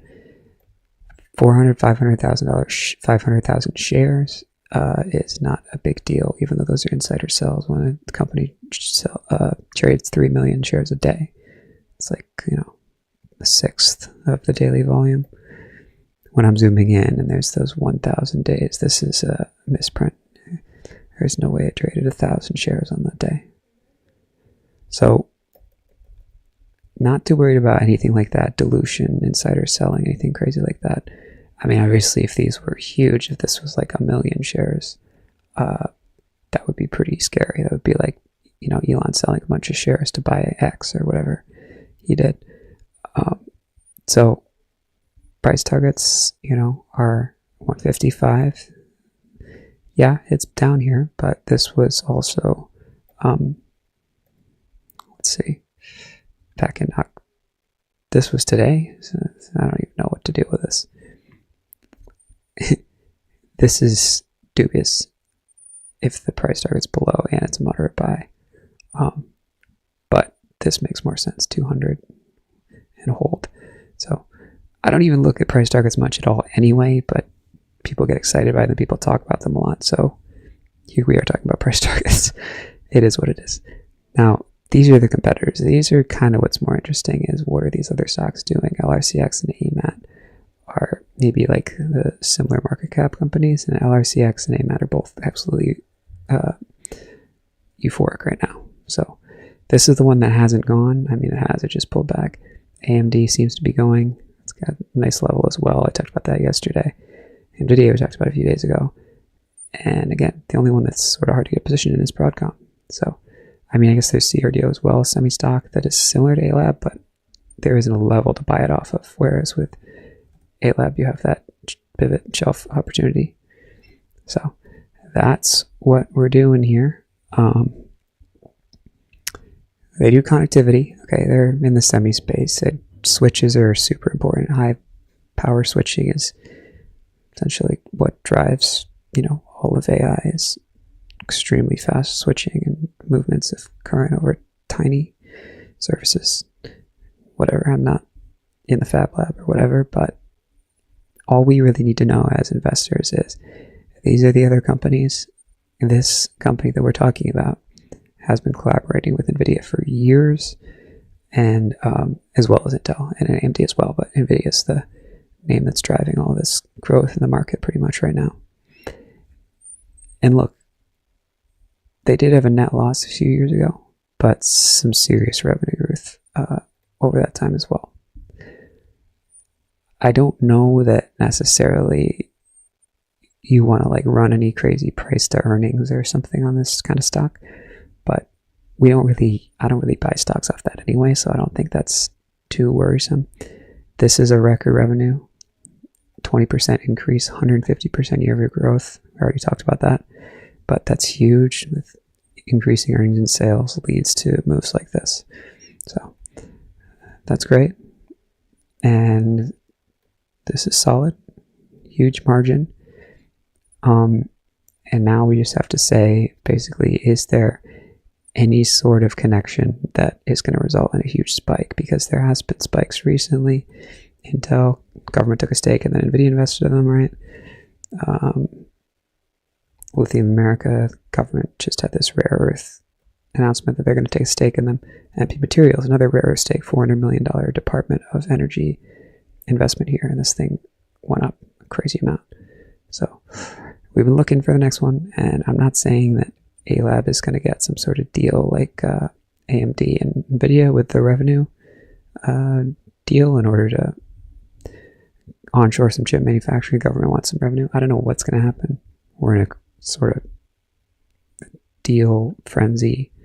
There are a lot of innovative deals happening here. The people on all sides of the aisle are not sure what's going to happen, but we don't have to worry about that. All we have to do is say, risk a few dollars, make 20, make 30. And specifically, to get granular, this is sort of important. These compressed days, this high, 190, see it sort of hit it, bounced, hit it, bounced, hit it, bounced. So if you can risk that level and hold up from there and not sell until you're up 10%, maybe sell some, maybe half, maybe a third. Maybe it comes down some more. Maybe you have enough other positions where you can just let this one ride, follow moving average like this red one, and then sell more once it hits that moving average. Maybe it's up here, maybe it breaks above that 260 level. We'll see what happens if it gets into all-time highs. This is completely uncharted territory. If we look at, all of the history on a quarterly basis, we've gone from $50 to $200 in not a long time, a little over 2 years. So almost 2 years. That's the play. Those are the levels. This is the center of the stock market right now. NVIDIA and its cronies, and ALAB is collaborating with them all. Of course, they're built on AWS, but we're not going to say they're collabing with AWS. They could just be using a massive amount of their services.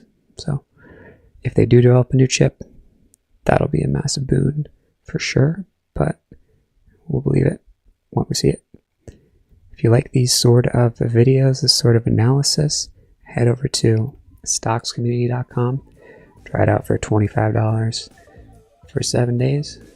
It is kind of like a library, like these videos. We're not talking a lot. It's not a day trading room. We're not loud, just yelling about, hey, this news happened. Hey, this spiked because of this. And look at this news. Can we buy the stock as soon as it breaks this level? Sometimes that's helpful, but in general, you can be someone with a full-time job. You can be busy during the day, and you can still beat the market. You might not make triple-digit returns like some of these day traders boast, but they're also probably not going to have triple-digit returns forever. And some of them, particularly if they short, actually blow up and lose quite a lot of it. So if they don't blow up, that's great. Support them. But this is not a day trading room. We're not going to condone it for people who are busy. So if that's sort of your MO, if that's interesting to you, head over there. You can ask anything you want for 7 days. And if you like this type of ideation, stock ideas, hit that subscribe button. I will see you in the next one, and rest the old voice. This is Sam Putnam. This is Sam Putnam. This is Sam Putnam. This is Sam Putnam. This is Sam Putnam. This is Sam Putnam. This is Sam Putnam. This is Sam Putnam.